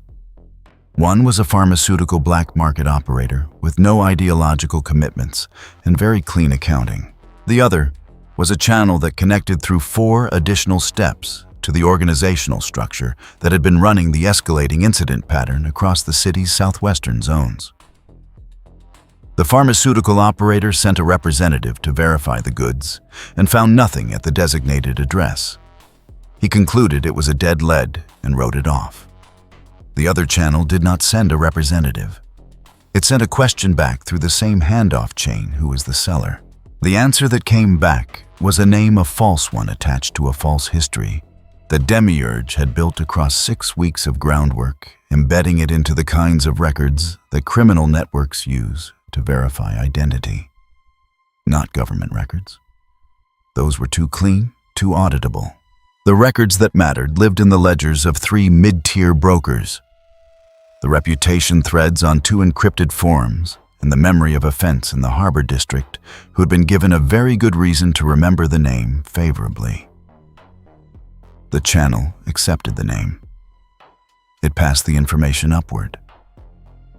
Upward was where Demiurge was waiting. The industrial site occupied a peninsula of decommissioned land between the city's eastern port and a chemical processing corridor that the municipal authority had been trying to redevelop for a decade without success. 3 warehouse shells. A container yard that hadn't moved cargo in 4 years. A drainage canal on the southern edge that made the ground soft enough to discourage foot traffic. 2 access roads, both visible from elevated positions. Aura had been through it twice before anyone else arrived. She mapped every sightline, identified every cover point that offered withdrawal options, and confirmed that the nearest residential structure was 900 meters away. The nearest camera with functional recording capability was a traffic unit on the access road's junction, 800 meters out. She noted its field of view and the blind angle that the container stacks created. By the time the first vehicle arrived, Aura was gone back to her perimeter. Invisible in the elevated terrain to the north, her presence reduced to a monitoring thread that would flag any civilian approach within 400 meters. The vehicle held 4 people. Scouts, the kind of advanced team that a cautious organization sends before committing its real assets. They worked through the container yard with the practiced efficiency of people who had cleared spaces before checking angles, testing the drainage canal's edge, looking for the ambush that experience had taught them to expect when information came in too cleanly. They found nothing, because there was nothing to find yet. Demiurge let them complete their sweep. He observed from the warehouse shell's upper level, behind a gap in the corrugated wall, that gave him a clean angle on the yard without placing him in any sight line the scouts were likely to check. He wore a plain oval mask, dark material, no markings, and a coat that covered everything else. Anyone who saw him tonight would produce a description matching no known individual and containing no detail useful for identification. The scouts finished and withdrew to the vehicle. One of them made a call. The call lasted 40 seconds. Then the vehicle left. Demiurge descended and walked to the center of the container yard. He stood in the dark, looking at the access road. 12 minutes, he said quietly to the scrying thread running back to Nazarick, not to himself. They're satisfied. The main element will arrive within the hour. No reply came through the thread. None was needed. The thread was an ear, not a conversation. He settled in to wait.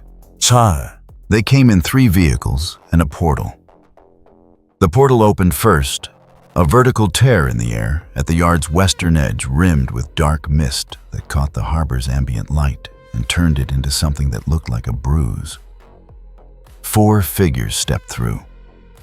The portal stayed open, which meant Kurogiri was maintaining it from somewhere else, holding the line rather than committing to the ground.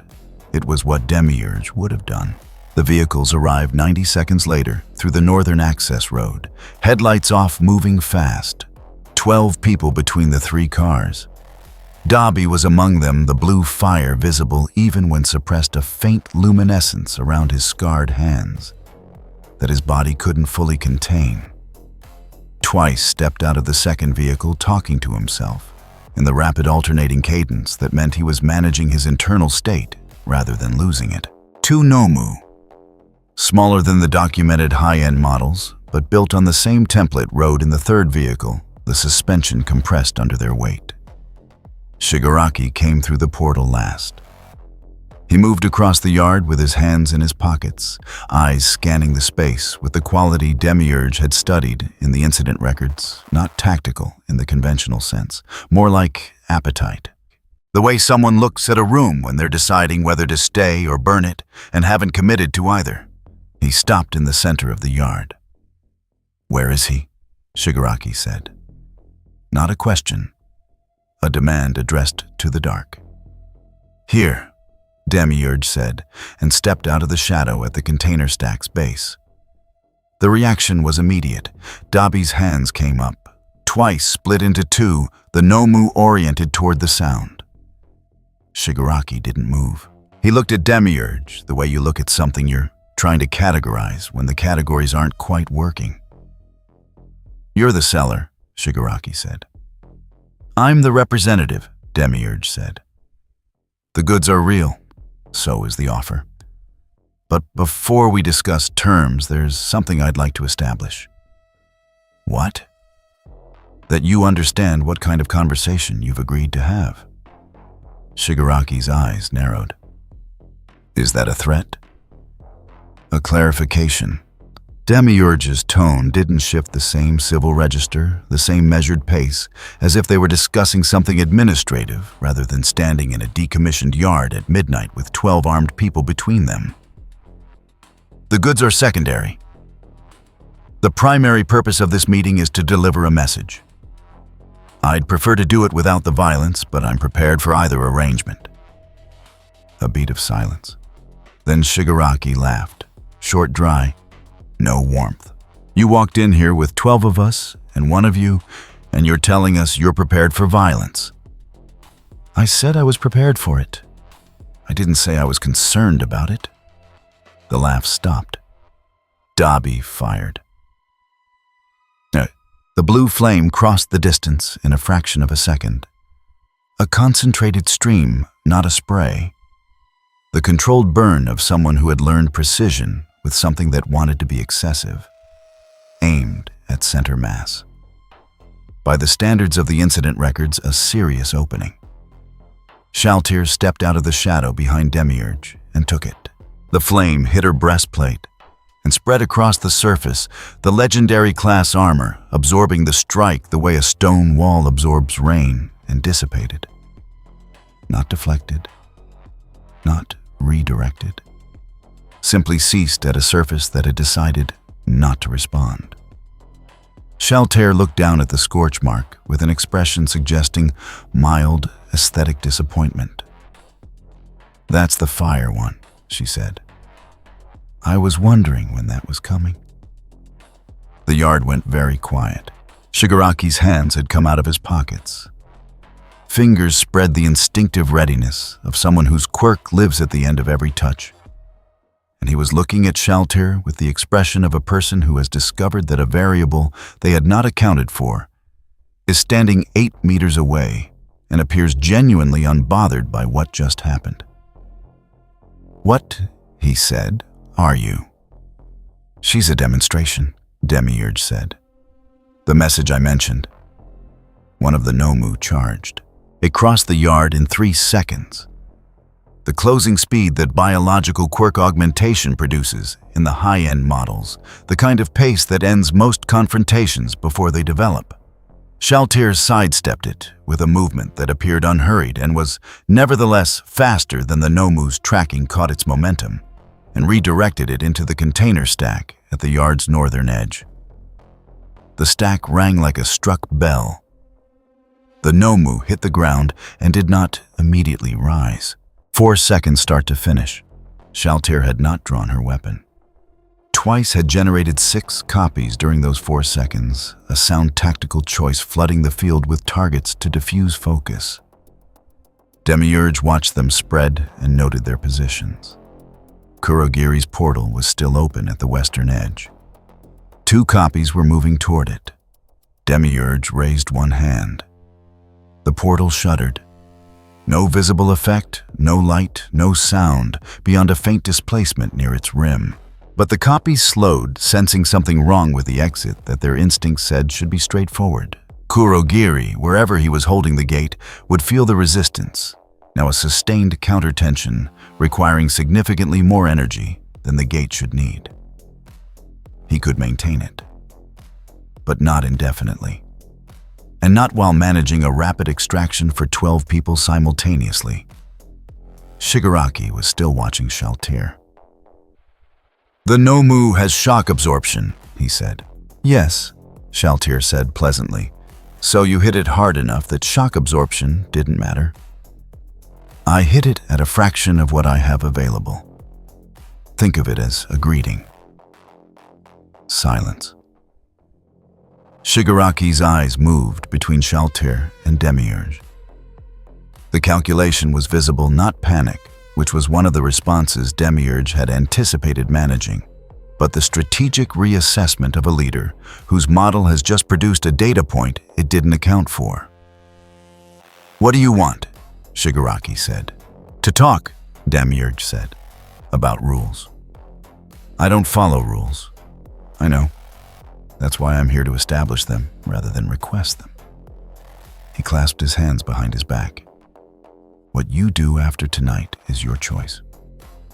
What happens to you if you make certain choices, that part is no longer yours." Shigaraki stared for a long moment. Then, very quietly, "You should know there's someone who's going to want to meet you." "I'm counting on it," Demiurge said. And 3 kilometers away, in a surveillance post the League had established 6 weeks prior, above the port's administrative building, a receiver crackled. The audio feed from the container yard was degraded, partial dropout timestamp irregularities, a sustained background tone in a frequency that shouldn't have been present. But enough had come through. Enough to construct a picture. The figure at the receiver listened to the last 30 seconds of audio twice. Then he opened a secure channel and composed a message in 4 words. "This isn't a hero." He sent it to the address that only a handful of people in the country knew existed and waited. The reply came in 6 minutes. No words. Just coordinates and a time. He looked at the coordinates. He looked at the time. Then he started making calls. They came in force this time. The container yard had been quiet for 2 hours when the first warp gate opened a different entry point than the previous night, offset by 40 meters from where Kurogiri had placed it before. A test. The organization had noted the resistance and adjusted. The new gate was positioned between 2 container stacks that provided cover from 3 directions with a clear line to the northern access road. Smart. Not smart enough, but smart. 37 people came through the gate and the road combined. The composition told Demiurge everything he needed to know about the decision-making behind it. Too many for a simple conversation, too disciplined for a panic response. Someone with genuine strategic capability had looked at the previous night's information and concluded that the answer was overwhelming force, with multiple simultaneous vectors. Nomu on the flanks. Dabi and Toga working split approach, twice running coverage across the center. Kurogiri positioned at the gate, not through it, keeping the extraction line open, rather than committing to the ground. And at the back of the formation, moving without urgency, came Shigaraki. Beside him, emerging from the second gate that opened 30 seconds after the first. A gate that hadn't been there during the original planning. A gate that implied a second warp gate operator or a Kurogiri operating at significantly higher capacity than the record suggested. Came a figure in a dark suit whose presence changed the texture of the yard, the way a drop in barometric reading changes the texture of a room. All for one. Not a proxy, not a relay. The man himself, which meant the previous night's transmission, had carried enough weight to pull him out of whatever distance he normally maintained between himself and operational exposure. Demiurge noted this and adjusted his internal assessment upward by a meaningful margin. "You came back," Shigaraki said. His hands were out of his pockets. All 5 fingers on each hand, ungloved, which was either a statement or a preparation. Probably both. "I'm going to take that as either very brave or very stupid." "Neither," Demiurge said. He was standing in the same position as the night before, center of the yard, hands behind his back, the plain mask presenting a blank face to the assembled force. "I came back because the conversation wasn't finished." "I thought it was." "You thought incorrectly." Shigaraki's jaw tightened. The reaction ran through the assembled force like a current body's shifting weight, redistributing the collective adjustment of people who read their leader's tension as a signal. Dabi's hands were already lit. Twice had already split, twice 4 copies spreading outward in a loose perimeter. All for one had not moved. He stood at the rear of the formation with the stillness of someone who had been in more rooms like this than anyone else present and had learned to treat the opening minutes as data collection rather than action. His face, what was visible of it above the life support architecture around his throat, carried no readable expression. Just attention. The focused, unhurried attention of a man taking inventory. "You should know," All for One said, and his voice was the kind of voice that occupied rooms without raising itself. "That I've reviewed what my associates reported from last night. I've also reviewed what the surveillance feed captured before the interference degraded it." A brief pause. "You're not using quirks?" "No," Demiurge agreed. "Which means you're operating on a different system entirely." Another pause longer. "That's either very interesting or very dangerous. I haven't decided which." "It's both," Demiurge said. "But the distinction doesn't affect what I'm here to say." All for One tilted his head by a fraction. "Then say it." "Sec," Demiurge said it in 3 parts, delivered without preamble. First, mass civilian casualties were no longer a viable instrument. Any attack designed to produce civilian deaths above a threshold of single digits would be responded to. The response would be immediate, disproportionate in capability, and would not distinguish between the individual who ordered the attack and the organization that enabled them. Second, infrastructure destruction. Above the level that triggers national emergency response was similarly off the table. Controlled disruption remained available. Wholesale systemic damage did not. Third, any attempt to identify, locate, or directly engage the party delivering these terms through any means using any asset would be treated as a violation of the first condition and responded to accordingly. "That's it," Demiurge said. 3 rules. They're not difficult to follow. They don't require you to stop operating. They don't require loyalty or cooperation or any change to your fundamental objectives. They require you to stay inside limits that, frankly, most competent criminal organization has already observed for purely practical reasons. The yard was quiet for 3 seconds. Then Shigaraki said, "No," and Dabi opened up with everything he had. The heat output was significant. Not Dabi's usual controlled precision, but a sustained wide-beam discharge, the kind that traded accuracy for area denial, the kind that turns enclosed spaces into problems. The blue flame filled the center of the yard in a wall that would have forced any normal opponent to move to break cover, to expose a position. Shaltir walked through it. She came from Demiurge's left, moving at a pace that looked almost leisurely, until you processed the distance she had covered and the time she had taken to cover it, and the math didn't resolve correctly. The flame covered her entirely for 2 full seconds.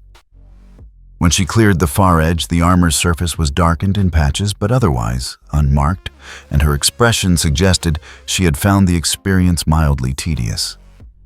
"That one's hotter than last night," she said. "Marginally." Dabi stared at her. In 11 years of using his quirk to end confrontations, nobody had walked through a full output sustained discharge and then evaluated its quality. His next move was delayed by approximately 2 seconds as his brain attempted to categorize what his eyes had just provided. 2 seconds was enough. Twice as copies surged, a smart call flooding the space with bodies to split Shaltir's attention across multiple simultaneous targets. 14 copies in the first wave, more generating behind them, the rapid doubling that made Twice's quirk genuinely dangerous in open engagements. Shaltir moved through the first wave in a single continuous motion that Demiurge's eye could follow. But most of the assembled force clearly couldn't, because 3 of the copies were down before anyone on the villain's side had processed that she'd started moving. 4 more followed in the next 2 seconds. The remaining copies pulled back, which was the correct response, and regrouped near the container stacks. The 2 Nomu hit her from either side simultaneously. The impact was substantial, the kind of coordinated strike that the high-end models were built for both of them, making contact within a quarter second of each other to prevent absorption through sequential bracing. Shaltir absorbed it standing. She didn't move her feet. She looked at the Nomu on her left, then the one on her right, with the expression of someone who has received a polite handshake and is deciding whether to reciprocate. She took the one on the left by the collar and threw it into the one on the right. Both cleared the container stack on the far side of the yard. The sound of their landing was significant. The assembled force had gone very still.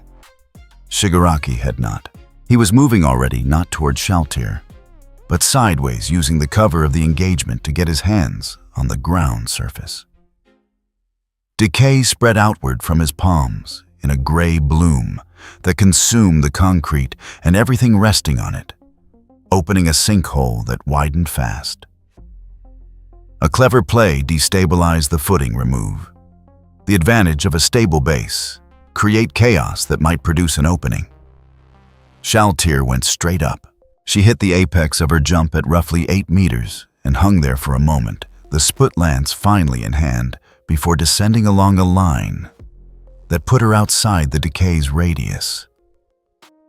She landed behind Shigaraki. He spun. She was already holding the lance horizontally across his throat, not pressing, not cutting, just present. A bar of contact. He could feel the weight of it and understand what it meant. "Don't," she said, and her voice had dropped the pleasantry entirely. Shigaraki's hands were raised. All 5 fingers on each hand positioned to touch, to dissolve whatever they contacted. He had excellent reach. The lance was inside that reach, which meant she was inside that reach. He was calculating whether the exchange was favorable. From 15 meters away, All for One was watching this, with the focused attention he'd brought to the entire engagement. Demiurge walked to a position equidistant between the 2 of them.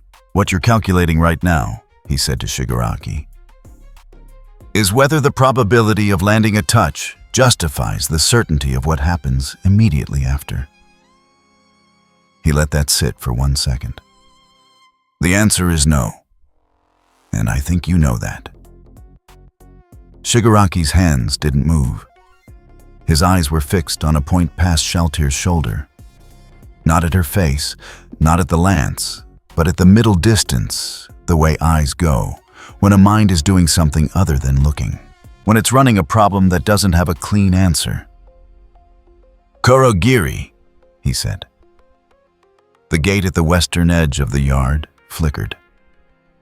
Demiurge raised 2 fingers. The flicker stopped. The gate held its shape, but the passage through it no longer connected. Cleanly, the exit point on the far side had drifted by approximately 3 meters, which anyone attempting a rapid transit would discover at an unfortunate moment. Kurogiri would feel this as resistance, as a gate that was fighting him for stability, and would understand that extraction was still possible but no longer reliable. "You cannot leave unless we allow it," Demiurge said. "I want you to understand that clearly before we continue."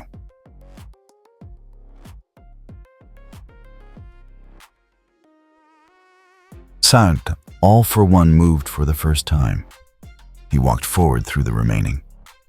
Twice copies they parted for him without being asked, which said something about the quality of his presence, and stopped at a distance from Demiurge that suggested engagement rather than confrontation. The life support system around his throat made a faint rhythmic sound in the quiet yard. His attention was on Demiurge rather than Shaltir, which was either a compliment or a tactical read. "3 rules," he said. "3 rules," Demiurge confirmed. "And the enforcement mechanism." You've seen part of it." Demiurge inclined his head toward Shaltir, who was still holding the lance across Shigaraki's throat with the patience of someone who has nowhere else to be. "She's not the ceiling. She's a representative. The ceiling is significantly higher." A silence. Then, "What do you want out of this arrangement?" "Stability, a functional equilibrium in which neither side achieves a decisive outcome that destabilizes the territory we're operating in." "Territory," All for One repeated. Something in the repetition suggested he had identified a detail worth extracting. "You have a territorial interest, which means you have a presence, which means you're not simply a party that appeared from nowhere." "We've been here longer than you've known to look for us," Demiurge said simply. Another silence. Longer. All for One looked at Shigaraki, still held still, calculating, still furious in the contained way that furious people become when they've accepted that the fury isn't currently useful. Then he looked back at Demiurge. "Tomura," he said. One word. Shigaraki's hands dropped. Shaltir lowered the lance, slowly. The message in the slowness was intentional. The terms "all for one" said to Demiurge are noted. Whether they're accepted is a different conversation. "Of course," Demiurge said. "Take the time you need. The terms don't change while you're deliberating." He looked at the assembled force reduced. Now the twice copies thinned the Nomu, absent the formation that had arrived with such confident density, now occupying about half the psychological space it had when it came in. "Take your people and go. The gate will hold." The resistance on Kurogiri's portal eased without announcement. The gate stabilized. People moved through it quickly with the efficiency of retreat disguised as withdrawal. Shigaraki went last. He stood at the gate's edge and looked back at Demiurge with the expression of someone filing something away for a specific future purpose. "We'll settle this properly," he said. "When you're ready," Demiurge said. "The address is the same." The gate closed. The yard was empty. The concrete crater from the decay bloom still smoldered gently at its edges. The container stacks on the far side bore new structural damage from the Nomu impacts. Two of Twice's residual copies dissolved as the distance from their source exceeded the quirk's range. Demiurge stood in the center of it and looked at the damage assessment with something approaching professional satisfaction. "Lord Ainz is watching," he said to the air. The scrying thread was still open. Still an ear. "Then he already knows how it ended," Demiurge said, and began walking toward the exit. Shaltir fell into step beside him. Her armor was streaked with carbon scoring from Dabi's sustained output aesthetic damage, nothing structural. She examined it with the mild displeasure of someone who cares about presentation. "He almost touched me," she said. "Shigaraki." "Almost," Demiurge agreed. "I'd have let him if you hadn't given the signal." "I know, that's why I gave the signal." She absorbed this without visible objection. They walked out of the yard together, through the gap in the fence line that Aura had identified as the cleanest exit and into the dark of the access road beyond. Behind them, 3 kilometers away, in the surveillance post above the port, a receiver that had been recording intermittent audio through significant interference produced its final coherent output of the night, 6 seconds of clear sound captured in the gap between 2 jamming cycles containing 3 words spoken in a voice that the recording's listener would spend the next week trying to identify. "We do not demand loyalty, only compliance." The recording ended. The listener sat with it for a long moment. Then he sent it encrypted to the same address as before. This time, the reply took 11 minutes. It said, "Find out who they are." The debrief happened in a parking structure 3 levels underground because it was the kind of place that didn't have cameras and could be vacated quickly, 18 people. What remained of the force that had gone into the container yard the previous night, minus the Nomu, which were either unrecoverable or being handled through channels that didn't require a group meeting, and minus 4 individuals who had apparently decided sometime between the gate closing and the sun coming up that their continued association with the organization was a liability they weren't willing to carry. Shigaraki stood at the front of the group and did not speak for almost a full minute. When he did, his voice was controlled in the way that something is controlled when the alternative is catastrophic. "We're going back," he said. "We find them. We bring enough to matter." "We brought enough last night," someone said from the back. One of the older members, a man with a mutation quirk that manifested as additional joints in his fingers, which he used to crack rhythmically when he was nervous, and he was cracking them now. 37 people and 2 Nomu. They walked through it. Then we bring more. More than 2 Nomu. More than Dabi running full output. What's the number you're picturing? Because I'd genuinely like to know. The cracking stopped. The man looked at his hands as if reconsidering the decision to speak. Toga was sitting on the hood of a parked car, her legs dangling, her expression carrying the particular brightness it had when she was interested in something, and the interest wasn't entirely safe. "I want to go back," she said. "The girl with the lance. I want to know what she bleeds like." "She doesn't bleed," Dabi said flatly. He was standing near the exit ramp, arms crossed, his hands dark against the lighter skin of his forearms. The blue fire wasn't showing, which, with Dabi, meant something closer to exhaustion than calm. "Toga, she doesn't bleed. Everything bleeds. Not that one."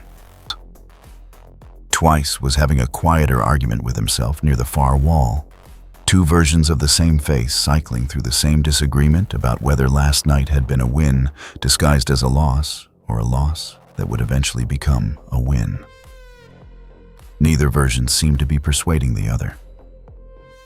Shigaraki watched all of this and said nothing. His hands were in his pockets, which meant the fingers were covered, which meant he was exercising restraint that was costing him something visible. Then his phone rang. He looked at the screen. He answered it without putting it to his ear, just accepted the call and held the device at his side, and All for One's voice came through the speaker at a volume calibrated for the room. "Don't go back," All for One said. "I wasn't asking permission." "I know. I'm telling you anyway because the alternative is losing more assets to a force you don't understand yet, which is exactly what they want." A pause. "They showed you enough to make you angry.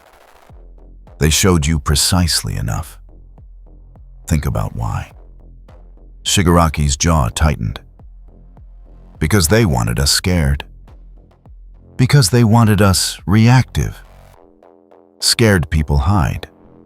Reactive people attack on someone else's schedule." Another pause longer. "We don't know what they are. We don't know their ceiling. We don't know their objective beyond the 3 rules. And 3 rules from an unknown entity are either a genuine offer or the opening move of something larger. I'm not committing resources to a response until I know which one it is. So we do nothing. We gather information. We watch how the rules play out in practice. We see who enforces them and how and what the response time looks like, and whether the enforcement is consistent or selective." The voice was patient in the way that long experience makes a voice patient, not gentle, but unhurried. "And we change our operating posture in the meantime. Quietly, without announcing that we're doing it." The room had gone very still. People were listening with the focus of individuals who understood that the conversation they were hearing was above their pay grade and potentially relevant to their survival. "Change how Jigarshinur. Diyunja," Shigaraki said. "No mass events for the next 30 days. Nothing that triggers national emergency coverage. Targeted operations, only specific assets, specific objectives, minimum exposure. A beat. Tell the independent affiliates the same, quietly. Some of them won't listen. Some of them will become examples. All for One said, "That's acceptable." The call ended. Then, the independent affiliates who didn't listen numbered 4 groups across 3 cities. They received the informal message through the usual channels, the kind of word that passes through criminal networks without a sender attached, just a shift in the ambient understanding of what was currently advisable. 2 groups adjusted. One went quiet entirely, which was a form of adjustment. The 4th group, a loose cell operating in the southwestern zone. 6 members, a quirk combination that made them effective at large-scale property destruction, decided that the message was either exaggerated or didn't apply to them specifically, and proceeded with a planned attack on a water treatment facility that would have disrupted service to roughly 40,000 residents for between 3 and 7 days. They got as far as the outer perimeter before 3 of them lost consciousness in rapid succession without visible cause, and the remaining 3 found that the detonation equipment they had brought was no longer functional in ways that no one present could explain. They retreated. The facility was undamaged. The 3 who had lost consciousness woke up in an alley 4 kilometers away, with no memory of the intervening period, and a mutual understanding arrived at independently and without discussion that they were going to pursue different career paths going forward. The cell disbanded within 48 hours. Word moved through the network. The way significant events move faster than the official channels, slower than rumor. With just enough detail to be credible, and just enough ambiguity to be frightening. Something was out there. Something that didn't operate on quirk logic. Something that had decided the rules applied to everyone and had the means to make that decision stick. The behavioral shift was not immediate or universal, but it was measurable. 3 planned mass casualty events in the southwestern zone were downgraded to targeted harassment in the week following the container yard. Villain activity in the covered areas dropped by roughly a third. The drop wasn't from heroes. The hero agencies hadn't changed their deployment. The drop was internal, self-imposed. Hero analysts noticed. They just didn't know what they were looking at yet. The briefing room on the 14th floor of the Hero Public Safety Commission's regional facility held 12 people, 4 agency liaisons, 2 senior investigators from the National Police, a data analyst who had been flagged as essential and hadn't been told why until she arrived, and 5 pro-heroes whose schedules had been rearranged with the kind of authority that pro-heroes generally don't argue with. Aizawa sat in the back row with his arms folded and his expression set to the default position it occupied when he had been pulled away from something he considered more important. Hawks was at the far end of the front row, posture relaxed in the precise way that suggested he was paying more attention than he appeared to be. Endeavor stood, rather than sat, which nobody commented on. Best Jeanist occupied a chair with the deliberate straightness of someone who had decided that good posture was a form of professional communication. Mirko had arrived last and taken the seat closest to the exit, which with Mirko meant she was ready to move rather than planning to leave. The commission's field director, a woman whose title was 3 words long, and whose actual function was considerably more complex, stood at the front of the room beside a projected map of the city's southwestern zone. In the past 11 days, she said, we've recorded a 31% reduction in high-severity villain incidents across this area. No major casualties, no infrastructure events above Tier 2. The reduction is not attributable to any increase in hero activity or police presence, because there hasn't been one. She advanced the projection. What we have recorded is a series of anomalies. The map updated. Red markers for villain incidents, blue for hero responses. Then a third layer, gray markers scattered with timestamps. Gray is unexplained, she said. 4 incidents where villain groups encountered something we can't classify. In 2 cases, witnesses reported individuals incapacitated without visible attack. In 1 case, equipment failure during a planned operation. The equipment had been tested and certified 48 hours prior. In 1 case, drone footage from a criminal surveillance post showed approximately 6 seconds of coherent audio before signal degradation containing a voice and a partial statement that our analysts have been unable to match to any known individual. She played the audio, 6 seconds, a voice unhurried and precise saying, "We do not demand loyalty, only compliance." The room was quiet. "The footage from the container yard incident 3 nights ago is similarly degraded," she continued. "We have partial thermal imaging that shows heat signatures inconsistent with any documented quirk, and impact force readings from the structural damage on site that exceed the registered capability of every villain we've identified as potentially present." She looked at the room. "We're not dealing with a new quirk. We may not be dealing with quirks at all."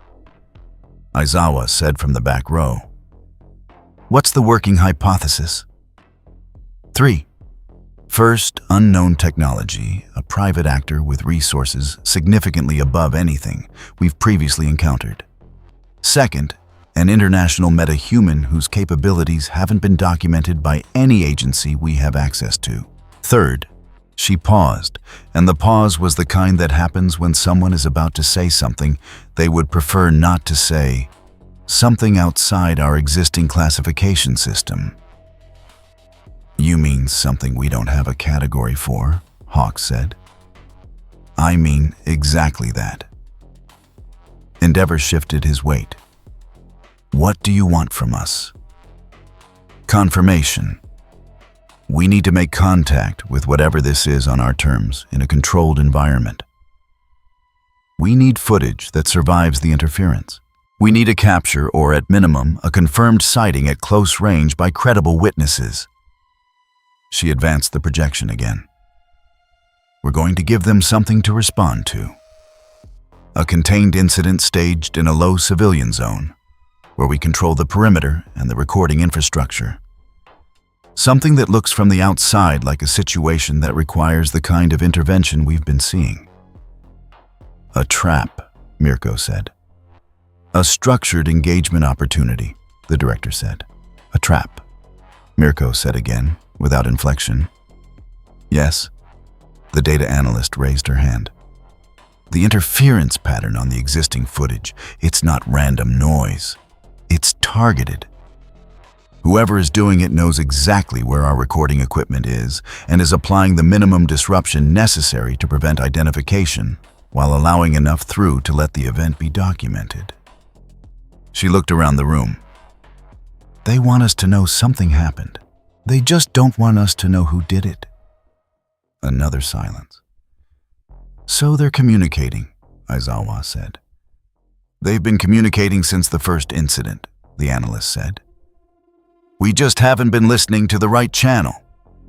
The field director looked at the map. The gray markers sat among the red and blue, like a third language written in an alphabet nobody in the room had been trained to read. "We start listening," she said. "And we prepare the response for when they answer." In the observation chamber below the mountain range, Demiurge reviewed the behavioral data from the past 11 days and compiled it into a summary that took 4 minutes to read and contained, in its final paragraph, a single sentence that captured the essential conclusion. "The rules are holding." He sent it through the internal channel to Ainz and waited. The reply came in under a minute.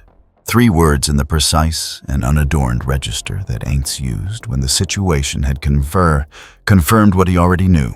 Proceed to Phase 2. The case file had a name now. Designation unknown, third-party interference. It was a placeholder, the kind of title that gets attached to something before anyone understands it well enough to name it properly, and everyone in the room knew that. The field director had printed it anyway, because unnamed things were harder to brief and harder to fund. 11 days of behavioral data, she said. standing at the head of the table with the map behind her and 12 people in front of her who had each read the same file and arrived at roughly the same conclusion by different routes. Villain activity in the target zone down 31%. 3 planned mass casualty events that didn't happen. 1 cell disbanded with no apparent external cause. And 4 incidents where our anomalous party appears to have intervened directly each time without leaving us anything we can use to identify or locate them. Aizawa had the file open on the table in front of him. He wasn't reading it. He'd read it twice already, which, with Aizawa, meant he'd finished with it. He was looking at the wall. "The audio fragment," he said. "We do not demand loyalty, only compliance." He let that sit for a moment. "That's not a villain statement." "No," the director agreed. "Villains want loyalty, or fear, or money. That statement implies an enforcement capacity they're confident in, and an objective that doesn't require any of those things." She advanced the projection. "Which is why the working group has shifted from threat assessment to contact protocol. We're not dealing with a conventional actor. We're dealing with something that has chosen a very specific level of visibility, enough to communicate, not enough to be found." Hawks leaned back in his chair. "So we give them something to communicate about. That's the proposal." The plan took 40 minutes to lay out, and another 20 to argue about which was faster than these things usually went. The bait was a staged incident, not a fake exactly, but a managed one. A mid-tier villain group that the Commission had been running on a monitored release would conduct a low-level operation in the target zone, a warehouse theft quirk use above the permitted threshold, enough noise to generate a response. The heroes would respond visibly and by the book. The operation would proceed exactly as it normally would. With one exception, embedded in the response team would be a secondary unit whose job was not the warehouse operation, but everything around it. Because the third party's pattern was consistent, it showed up when outcomes were being shaped in the zone it had claimed. It didn't show up for routine incidents, only for moments where the trajectory of a situation was about to become irreversible. The working theory was that it monitored the zone continuously and moved when the threshold was crossed. So the secondary unit would create a threshold. A situation that looked from the outside like it was about to go wrong in a way that required intervention. A hero in apparent difficulty. An open lane through the civilian edge that appeared exposed. A moment of manufactured vulnerability wrapped in enough genuine chaos to be believable, with every exit from the situation covered by assets the third party wouldn't be able to see until they'd already committed to a position. The capture objective, Best Genist said. He was reviewing the tactical diagram with the focused attention of someone who took containment problems seriously. "You're assuming they'll be in a form we can physically restrain." "Miney." "We're assuming they'll have a body," the director said. "Beyond that, we're not assuming anything, which is why the containment package is layered." She walked through it. Motion sensors covering a 200-meter radius around the staged incident. Drone coverage from 3 altitudes with redundant recording systems that their analysts had hardened against the interference pattern they'd identified. Foam dispensers at the 4 most likely approach vectors. Aizawa on close coverage, which addressed the quirk angle. If the third party's capabilities were quirk-based, erasure would neutralize them within line of sight. Best Genist on perimeter binding, which addressed the physical restraint problem regardless of capability type. Hawks on aerial coverage and rapid repositioning, which addressed the speed problem. And Endeavor on standby 2 blocks out, which addressed the problem where everything else had failed. "Rules of engagement," Aizawa said. "Capture alive. Non-lethal force only unless there's an immediate threat to life. Priority is information we need whoever we catch to be able to talk afterward." The director looked at the room.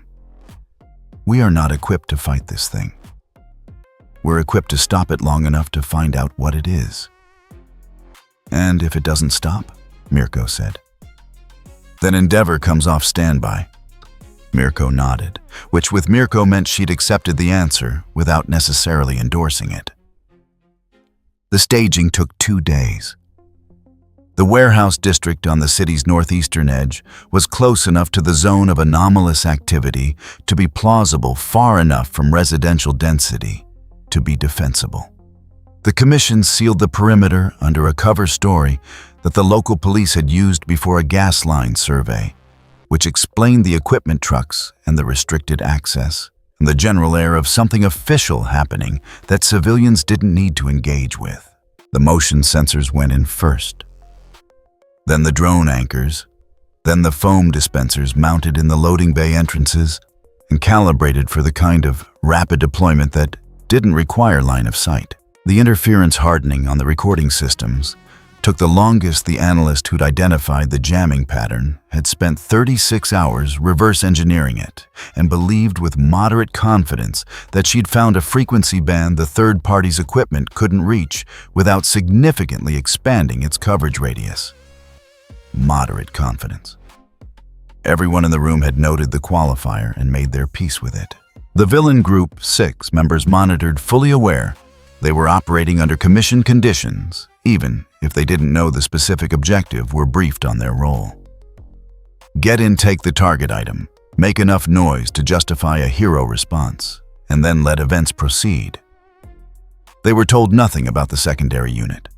They were told nothing about what was actually being set up around them. They were in effect a prop in a production whose director was hoping for a specific audience.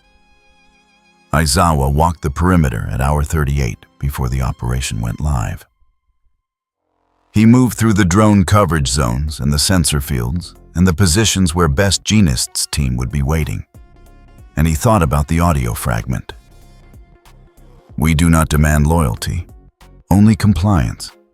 He thought about what kind of entity says that. What kind of entity has the confidence to say it?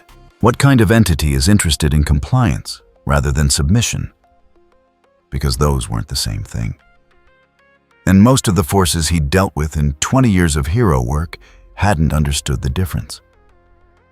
He thought about the way the cell in the Southwest had disbanded. No violence, no warning. 3 individuals who woke up in an alley with no memory of the intervening hours and an unshakable conviction that their current career path was not viable. That wasn't a quirk. Quirks left traces, metabolic indicators, physical evidence, witnesses who could describe what they'd seen. The cell story had none of those things. What it had was a gap, clean and total, where an event should have been. He didn't share this observation with the room, not because it wasn't relevant, but because the room was already operating at the edge of its comfort zone and adding, "This thing erases memories without leaving a trace," to the briefing would not improve anyone's performance. He finished the perimeter walk and went to find his position. The operation went live at 2200. The villain group entered the warehouse district on schedule, moving with the practiced ease of a crew that had done this kind of thing before. They were making enough noise scanner interference, a quirk activation, that lit the thermal sensors on 2 of the monitoring drones to generate the kind of signal that required a response. The response came. Hawks arrived first, visible and unhurried, the particular quality of a hero entrance that was designed to be seen rather than to achieve surprise. Best Jeanist's team materialized at the perimeter. Aizawa came in from the north, his capture weapon loose around his shoulders. His eyes running the zone with the efficiency of someone who had learned to read spaces for the things they weren't showing him. The villain group did their part. One of them made a scene. A quirk went off, a concussive blast, not aimed at anything important, more statement than attack. Hawks redirected it with a feather blade. Best Jeanist's team started moving, and in the gap between the standard response and the standard resolution, in the window of approximately 90 seconds, when an outcome that had been trending toward a specific result would normally get locked in the secondary unit, went active. the exposed access lane, the hero who appeared to be in difficulty, the civilian route that looked from the right angle like it was about to become a problem. All of it a stage, every element of it, and all of it broadcasting on the frequency that their data said the third party monitored. A motion sensor on the western edge of the perimeter triggered. Not wind. The pattern was wrong for wind, a single activation, a 3-second gap, then nothing. Something had moved toward the zone and stopped. Aizawa's earpiece crackled. Western sensor, single contact, stationary. He didn't turn. He kept his eyes on the scene in front of him and said very quietly, "Hold positions. Let it come to us." 30 seconds of nothing. Then the drone on the northwest anchor caught something on thermal, a shape human scale at the edge of the coverage zone, occupying a position that gave a clean sightline to the staged incident without being inside the motion sensor ring. Watching. Not moving. Just watching. The analyst's voice in the earpiece tight with something that wasn't quite excitement. Northwest drone has thermal contact. It's not moving. It's just standing there. Do we have visual? Negative. It's at the edge of the camera range. I'm getting outline only. Aizawa absorbed this. He thought about an entity that was standing still at the edge of their sensor coverage watching a staged incident it had apparently recognized as staged and had still chosen to be present for. Either it hadn't recognized the staging, or it had and it didn't care. Neither option was reassuring. "All units," he said into the earpiece. "We have a contact. Northwest edge of coverage. Do not move until I give the signal. We wait for them to commit to a position." The director's voice from the command post. "Understood. Timer is running." The thermal contact on the northwest drone didn't move. The staged incident continued below. It playing out its scripted beats with the professional precision of people who had been told that the entire value of the operation depended on nothing looking scripted. In the command post, the field director looked at the thermal image on her screen, an outline just barely resolving at the boundary of what her equipment could capture, and said to nobody in particular, "Tonight we find out what's been rewriting our outcomes." And 40 kilometers away in a chamber that no sensor in the city could reach, Albedo received the alert from the monitoring thread Ainz had left running across the city's communication grid. She read it once. She crossed to the scrying array and confirmed the location, the warehouse district, the staged perimeter, the very deliberate arrangement of an invitation wrapped in operational packaging. Then she went to find Sabas. "They've set their trap," she said. Sabas looked up from the document he'd been reviewing. His expression didn't change, but something behind it did, the particular quality of a man who has been waiting for a specific word and has now received it. "Lord Ainz's orders stand," he said. "They stand." Albedo's voice carried the evenness of someone who had reviewed the orders, agreed with them on strategic grounds, and arrived at a personal position that was somewhat more direct than the orders themselves. No fatalities. Minimum injury. We demonstrate capability and we stop. Sabasa set down the document. "When?" he said. "Tomorrow night," Albedo said. Let them wait one more day. Let the trap sit fully armed with nobody in it. She looked at the scrying window where the warehouse district was a cluster of orange heat signatures on a dark map. "It will tell us something about their patience." Sebas nodded. He reached for his jacket. The dark butler's coat pressed, and without a mark on it, the kind of garment that communicated both function and intent. "And the objective," he said. "Make them understand the cost of continuing," Albedo said, "and leave them standing." They waited 26 hours before anything moved. The trap sat armed through the first night and into the following afternoon. Sensors live drones cycling the villain group, cycling through their part of the production with the diminishing conviction of performers whose audience hasn't arrived. The field director ran the weight as a test of her own team's nerve and found the results acceptable. Everyone held their positions. Nobody overextended. At 21:47 on the second night, the Western motion sensor triggered. Then the Northwestern one. Then two more in a pattern that their analysts had never seen before. Not the erratic scatter of a person moving through a space, but a deliberate sequence, each activation timed with an evenness that suggested the thing moving through their sensor net had already mapped it and was choosing which points to cross in which order. It knew the net was there. "Contact pattern is intentional," the analyst said into the command net.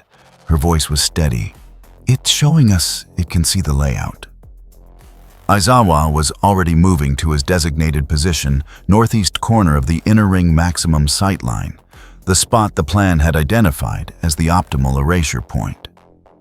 He didn't respond to the analyst. He was cataloging the sensor pattern in the back of his mind and arriving at the same conclusion she had. It had walked into the trap anyway. Either it was supremely confident or it was here to make a point, and neither of those options made the next few minutes feel straightforward. "All units confirm ready," the director said. Confirmations came back in sequence. Hawks above circling at 200 meters. Best genist at the southern choke point fibers already threaded through the air in invisible preparation. Endeavor 2 blocks out off standby. The thermal signature of his flames, visible on the aerial drone as a warm orange bloom, even before he'd opened up. 8 additional heroes and 12 officers in the outer ring. The human component of a net that had been designed to hold something they didn't fully understand. The spotlight array activated. 2 figures walked out of the dark at the warehouse district's northern edge and into the light, as if they had been expecting exactly this. Jari.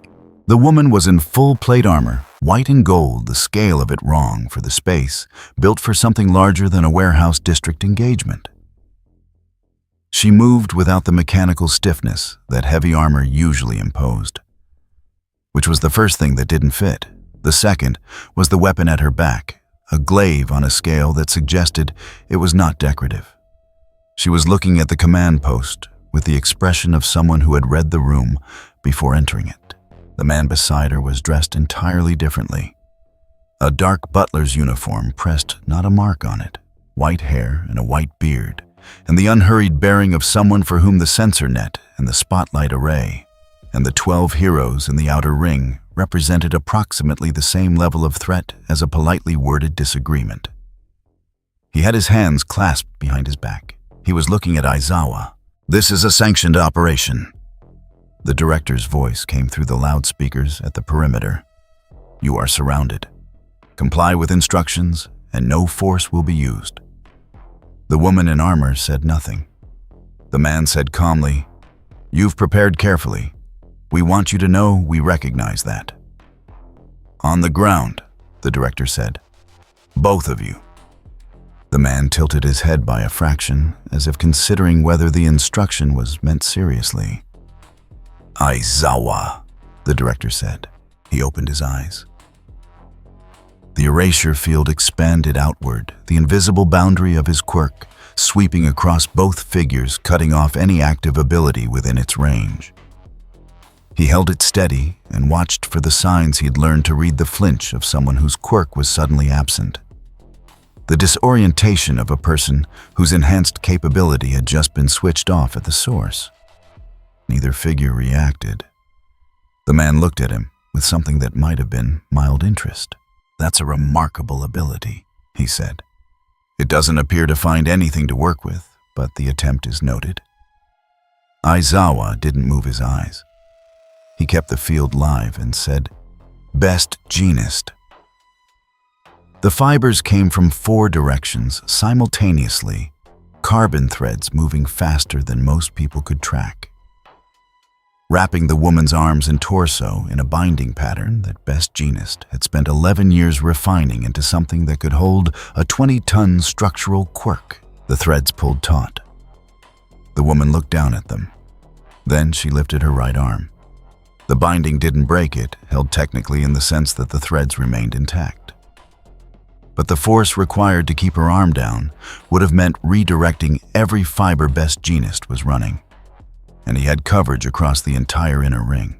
The threads went slack at the point of resistance, the physics of the situation resolving in a direction that the binding's design hadn't anticipated, and the woman's arm came up with the inevitability of something that had decided to move. That's Best Jeanist stopped. He had never had a binding go slack before. He ran the calculation for what force would be needed to slack his carbon fiber threading under full tension and arrived at a number that didn't connect to anything human. The foam dispensers activated 4 simultaneous bursts from the loading bay entrances, the rapid hardening compound designed to immobilize at the point of contact. It covered both figures in under 2 seconds. The man stepped out of the foam shell without visible effort, the compound cracking away from his coat without leaving a mark on the fabric. He looked at the residue on his sleeve with brief attention, then looked back at the command post. "The foam is a reasonable idea," he said, "if we were what you're prepared for." Endeavor came off standby. He crossed the 2-block distance in under 15 seconds and entered the inner ring at the southern breach point, and the temperature in the zone climbed 8 degrees in the time it took him to assess the situation and make a decision.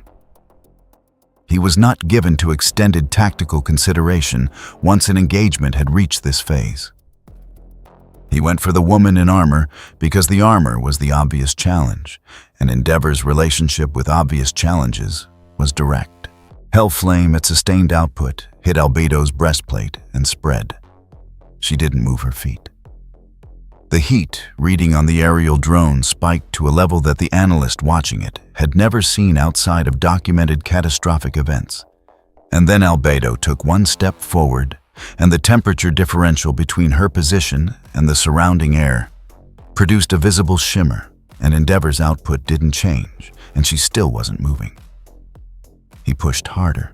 She looked at him with the expression of someone who has received a strong opinion and is deciding whether it merits engagement. Then Sebas moved.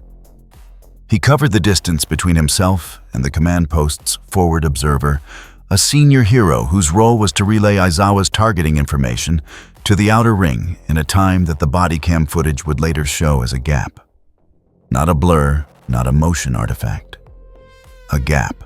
The observer was standing, and then Sebas was beside him, with one hand resting on the observer's shoulder, and the observer was sitting down on the ground, with the careful precision of a person who has been placed there, rather than falling there. "Don't," Sebas said, and removed his hand. "I'm not going to hurt you, but I need you to stay here." The observer stayed. Aizawa had broken his erasure field to look the fraction of a second it took to process what had happened in his peripheral vision, and in that fraction of a second, the target he'd been locking had shifted to 2 meters to his left, outside his sightline behind a container edge. He reacquired and re-established in under 2 seconds, which was as fast as he could do it. 2 seconds was enough for Sebas to have covered the 15 meters back to his original position. Aizawa looked at the man standing calmly in the center of the ring, and thought with the particular clarity that came from 20 years of reading situations, at the point where they stopped making sense. We are not in the same category of problem. The outer ring was holding. 8 heroes and 12 officers, discipline intact, covering the exits. The net was still up. And the 2 figures at the center of it were standing in it as if it were a waiting room. Endeavor's flame output dropped, not from exhaustion, from the professional recognition that he was spending resource at a rate that wasn't producing proportional result. He held his position and watched Albedo, who had not moved her feet once since he'd opened up on her. "Best Jeanist," the director said from the command post.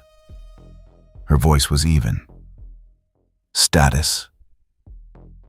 binding is ineffective, Best Genist said. There was no inflection in it. He was a professional, and he was reporting what he'd observed. I don't have a follow-on for that situation. Albedo turned away from Endeavor and faced the command post directly. When she spoke, her voice carried across the inner ring without being raised, the natural projection of someone who had spent considerable time in large spaces and had learned that volume was a lesser tool than clarity. "We're going to talk," she said. "Not because you can require it, but because it's the reason we came." The director's voice carefully, "We're listening. There are 4 things you're going to stop doing."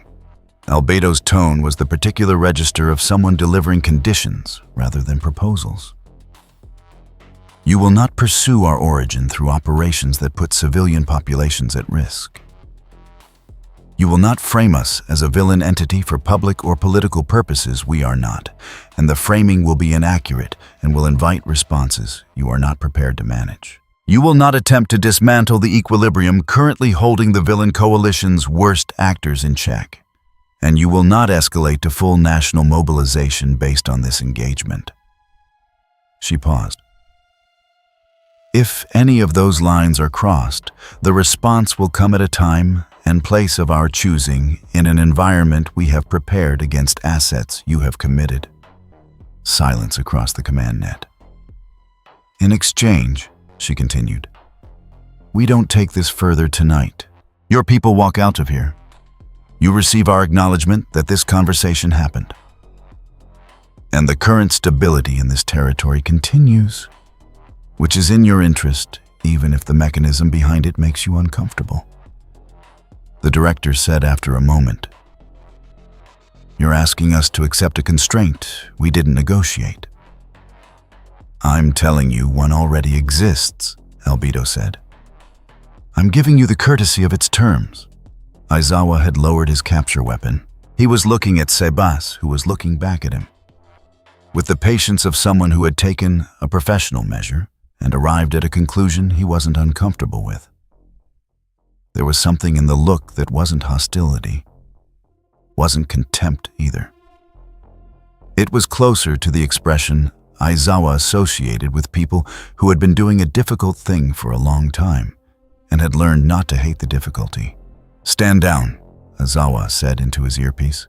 Not the full stand down, just the hold, the pause, the instruction that meant, "Stop pushing until we know what we're pushing against." The director's voice was quiet. "If we refuse," Sebas said gently, "then this continues, and we would prefer it not to." "If you wanted us dead," the director said, "we'd be dead." "Yes," Sebas said. It wasn't agreement as a rhetorical point. It was just the answer to what she'd said. Another silence. Longer this time. "Your people are going to need medical assessment," Albedo said. "The observer who was moved, he's uninjured, but he should be checked." She looked at the outer ring where the 8 heroes and 12 officers were holding their positions with the trained discipline of people who had been told to hold and were holding, even though the situation they were holding for had become something different from what they'd been briefed on. None of them were harmed. That was deliberate. "I know it," the director said. "Then you understand what it means that we stopped." The director looked at her command screen, the thermal readings. The body cam feeds the sensor logs that would spend the next several weeks being reviewed by people who would find gaps in the footage where the most important moments had been. And clean audio of everything around those gaps, and structural evidence at the scene that would resist every classification they tried to apply to it. "All units," she said. "Hold. Render first aid to the forward observer." A beat. "We're going to stand down."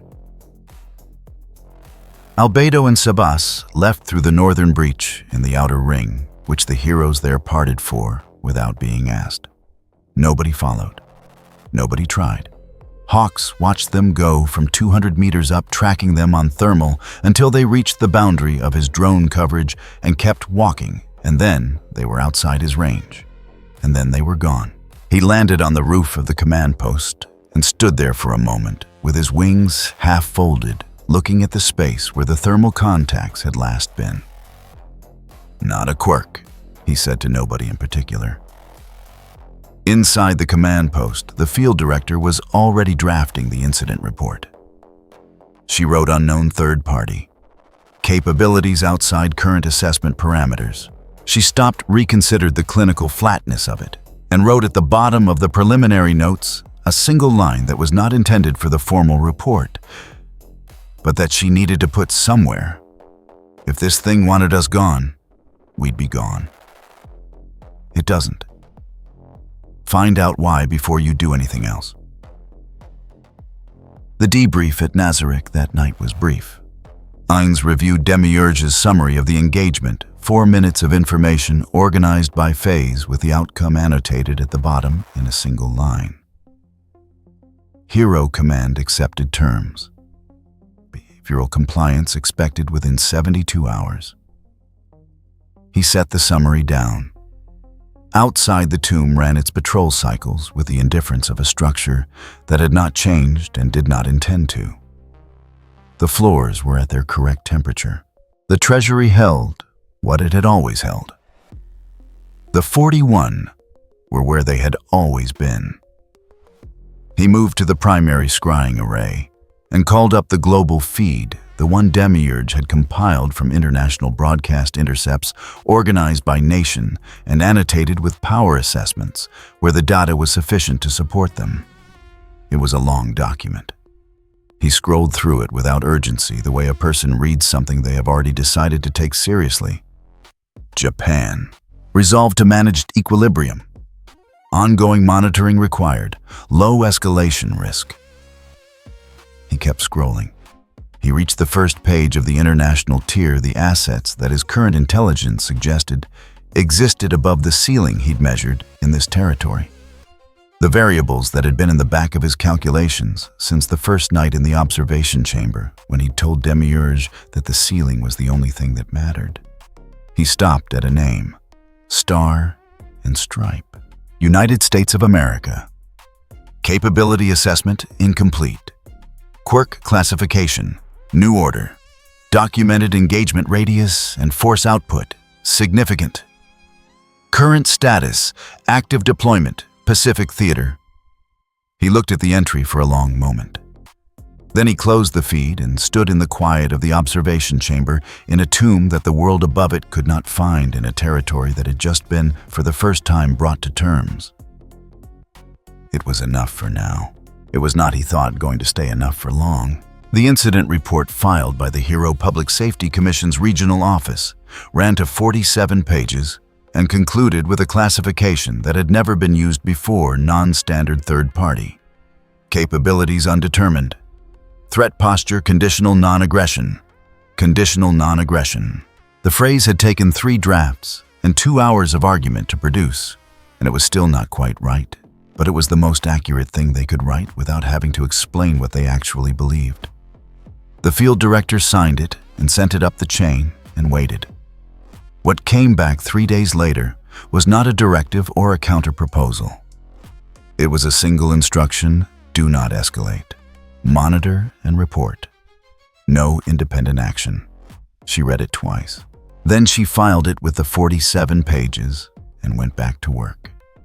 And then the footage leaked on a Tuesday. Not the commission's footage that was locked behind security protocols that would take time to breach and wasn't especially useful anyway, given the interference that had corrupted the most significant moments. What leaked was a 12-second clip from a civilian phone on the outskirts of the warehouse district, filmed through a gap in the police cordon by someone who had either not understood the seriousness of the restriction or had understood it perfectly and decided not to care. The clip showed 2 figures walking away from the inner zone. The image quality was poor low-light, long-distance compression artifacts from the upload. But the woman's armor was visible, and the scale of it was wrong in the way that things are wrong when they don't fit any category the viewer has been given.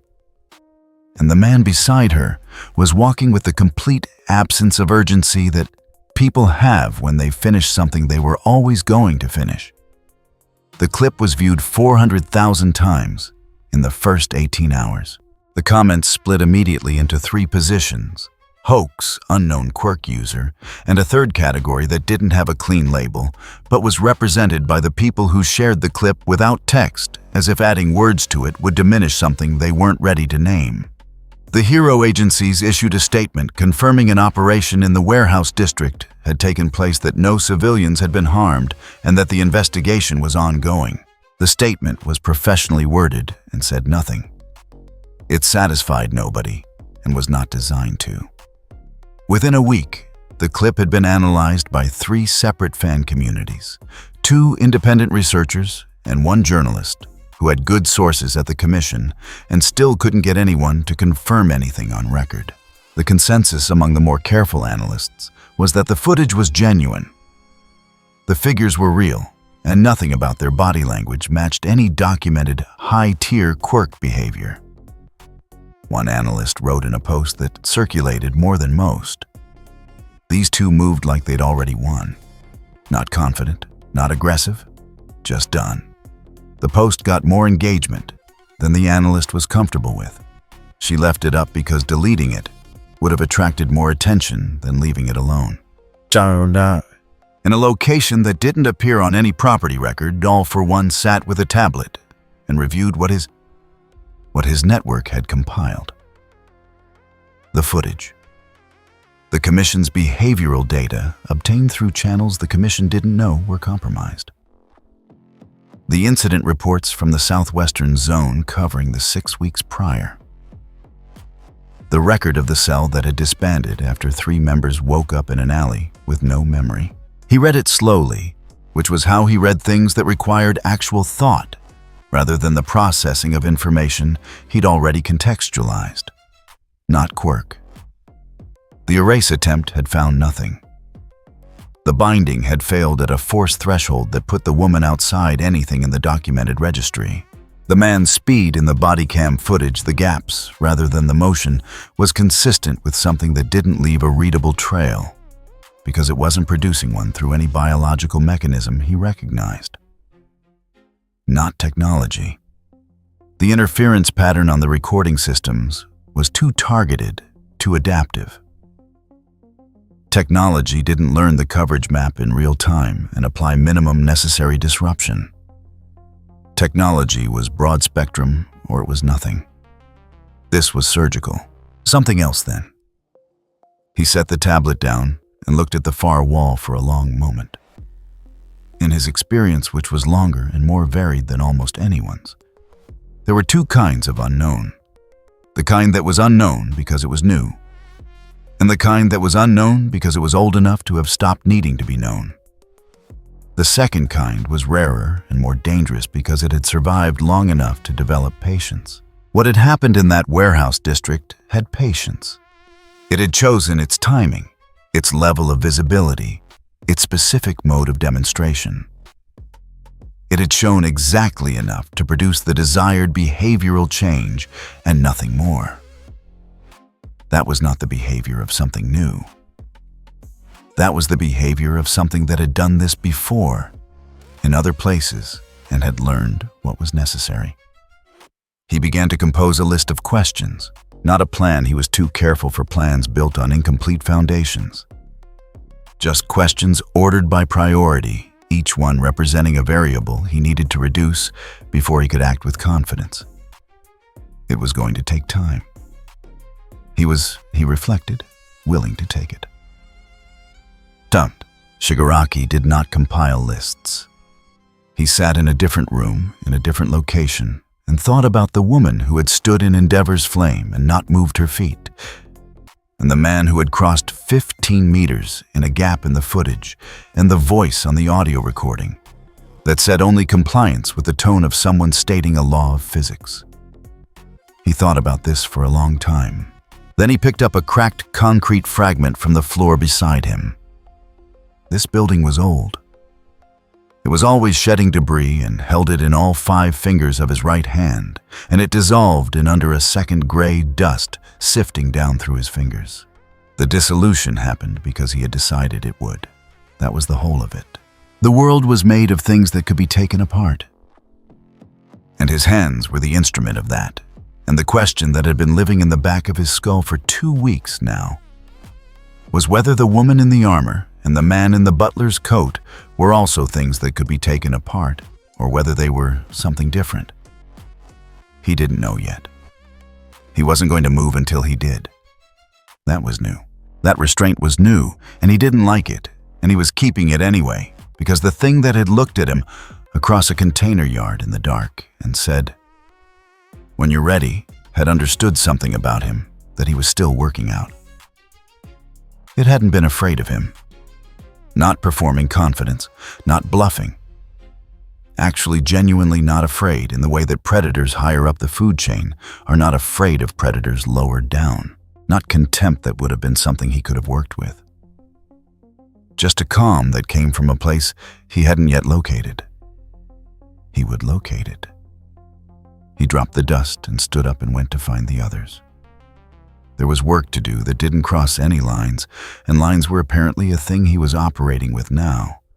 And the only way to make peace with that was to find out exactly where they were. The change in the city was not dramatic. That was the thing about it, how undramatic it was. Villain activity in the southwestern zone stabilized at roughly 60% of its pre-intervention level and held there. Not zero. Not a capitulation that would have been noticed and questioned. Just a reduction that fell within the range of normal variance that could be attributed to increased hero presence or seasonal factors or random fluctuation, depending on who was doing the attributing. Hero response protocols shifted in ways that were individually minor and collectively significant. The emphasis on capture over deterrence increased. The willingness to de-escalate situations that had previously been pushed to resolution changed. A memo circulated through 3 agencies unofficially not logged. The kind of document that travels through personal relationships, rather than official channels, suggesting that the current situation was stable enough, and that stable enough was worth protecting. Nobody wrote down why. Civilians noticed the change the way civilians notice all large-scale shifts incompletely atmospherically through the texture of daily life, rather than through any single legible event. The incidents that didn't happen left no trace. The restraint that was being exercised was invisible. The shape of the thing that had changed was defined entirely by its absence. A food stall owner in the southwestern zone, interviewed by a local newspaper for a piece on neighborhood safety trends, said, "It's quieter. I don't know why. I'm not asking why." The piece ran with that quote in the second paragraph. The journalist had wanted to make something larger of it, but every source she approached had the same quality. They could describe the change. They just couldn't explain it. And the explanation was the part they seemed to have made a collective decision to leave alone. The report Demiurge delivered to Ainz was 7 minutes long and contained no surprises. Villain behavioral compliance holding at the projected level. Hero operational posture shifted toward de-escalation. Commission internal communications showing no active plans for renewed contact with the third party. The southwestern zone's stability metrics within the range they'd modeled. Japan, Ainz said when the report ended. Stabilized tenemos, Demiurge confirmed. I would not call it secured. The variables remain active. But the equilibrium is holding, and the actors maintaining it are doing so from self-interest rather than compliance, which makes it more durable. Self-interest is more reliable than compliance, Ainz said. Yes, my lord. Ainz stood at the primary display, the global map lit with the data points Demiurge's monitoring had accumulated across 8 weeks. Japan was a cluster of orange indicators in the Western Pacific, each one representing an assessed variable, each one currently within an acceptable range. Expand the collection scope, he said. International tier. I want capability assessments on every national level asset with documented large-scale engagement history. Prioritize the United States, China, Russia, and the European Union bloc. Secondary priority on documented outliers. Individuals or groups whose capabilities fall outside the national infrastructure, but whose reach isn't bounded by it. That will take time, Demiurge said. The data we have is incomplete and largely secondhand. Then it will take time. Ainz moved along the display. We do not act on incomplete data. We demonstrated that here, and the result was correct. We apply the same standard everywhere else. Demiurge inclined his head. Understood. There is one existing entry that may warrant your attention before we begin the broader collection. He gestured. The display shifted to a single dossier, a face, a name, a capability summary that occupied more lines than most entries. Ainz read it. He read the capability summary twice, which meant something had required the second pass. The New Order notation. The reality alteration potential. The documented engagement record. The deployment status. He said nothing for a moment. She's currently active, he said. Yes. Pacific Theater as of the most recent intercept. The timeline on that intelligence is uncertain, possibly 2 to 3 weeks old. Then it's already outdated. Ainz looked at the entry. The photograph showed a woman in a hero suit, American flag aesthetic, the kind of image that was designed to communicate something about the country that had produced her, and that communicated it effectively. The capability notes below the photograph were the part that mattered. Flag this one. Separate monitoring thread, continuous. If she moves, I want to know before the news does. Of course. Ainz stepped back from the display. The global map settled back into its full view, every continent, every cluster of data points, every assessed variable that Nazarik's intelligence operation had accumulated across 8 weeks of observation in a single territory. One territory, one country. There were 195. He was not impatient. Impatience was a form of inaccuracy. It meant acting before the information justified action, which was how you created problems that hadn't existed before you started. He had made that argument in a chamber 40 meters underground on the first night in a new world. And it had been correct then, and the evidence of the past 8 weeks confirmed it remained correct. But the map was large, and the entry with the flag on it was not going to stay in the Pacific Theater indefinitely. Information first, he said, not to Demiurge, not addressed to anyone. The way you say something when you need to hear it stated. He turned away from the display. The tomb was quiet around him. The patrols ran their routes. The treasury sat undisturbed. Outside, 40 meters above the cedar trees, shifted in whatever wind was moving through the mountains tonight, and the road past the valley carried its occasional truck, and the prefectural map showed nothing at that location, except contour lines and forest, as it always had, as it would continue to do for as long as that was useful. The mountains still did not know what slept beneath them.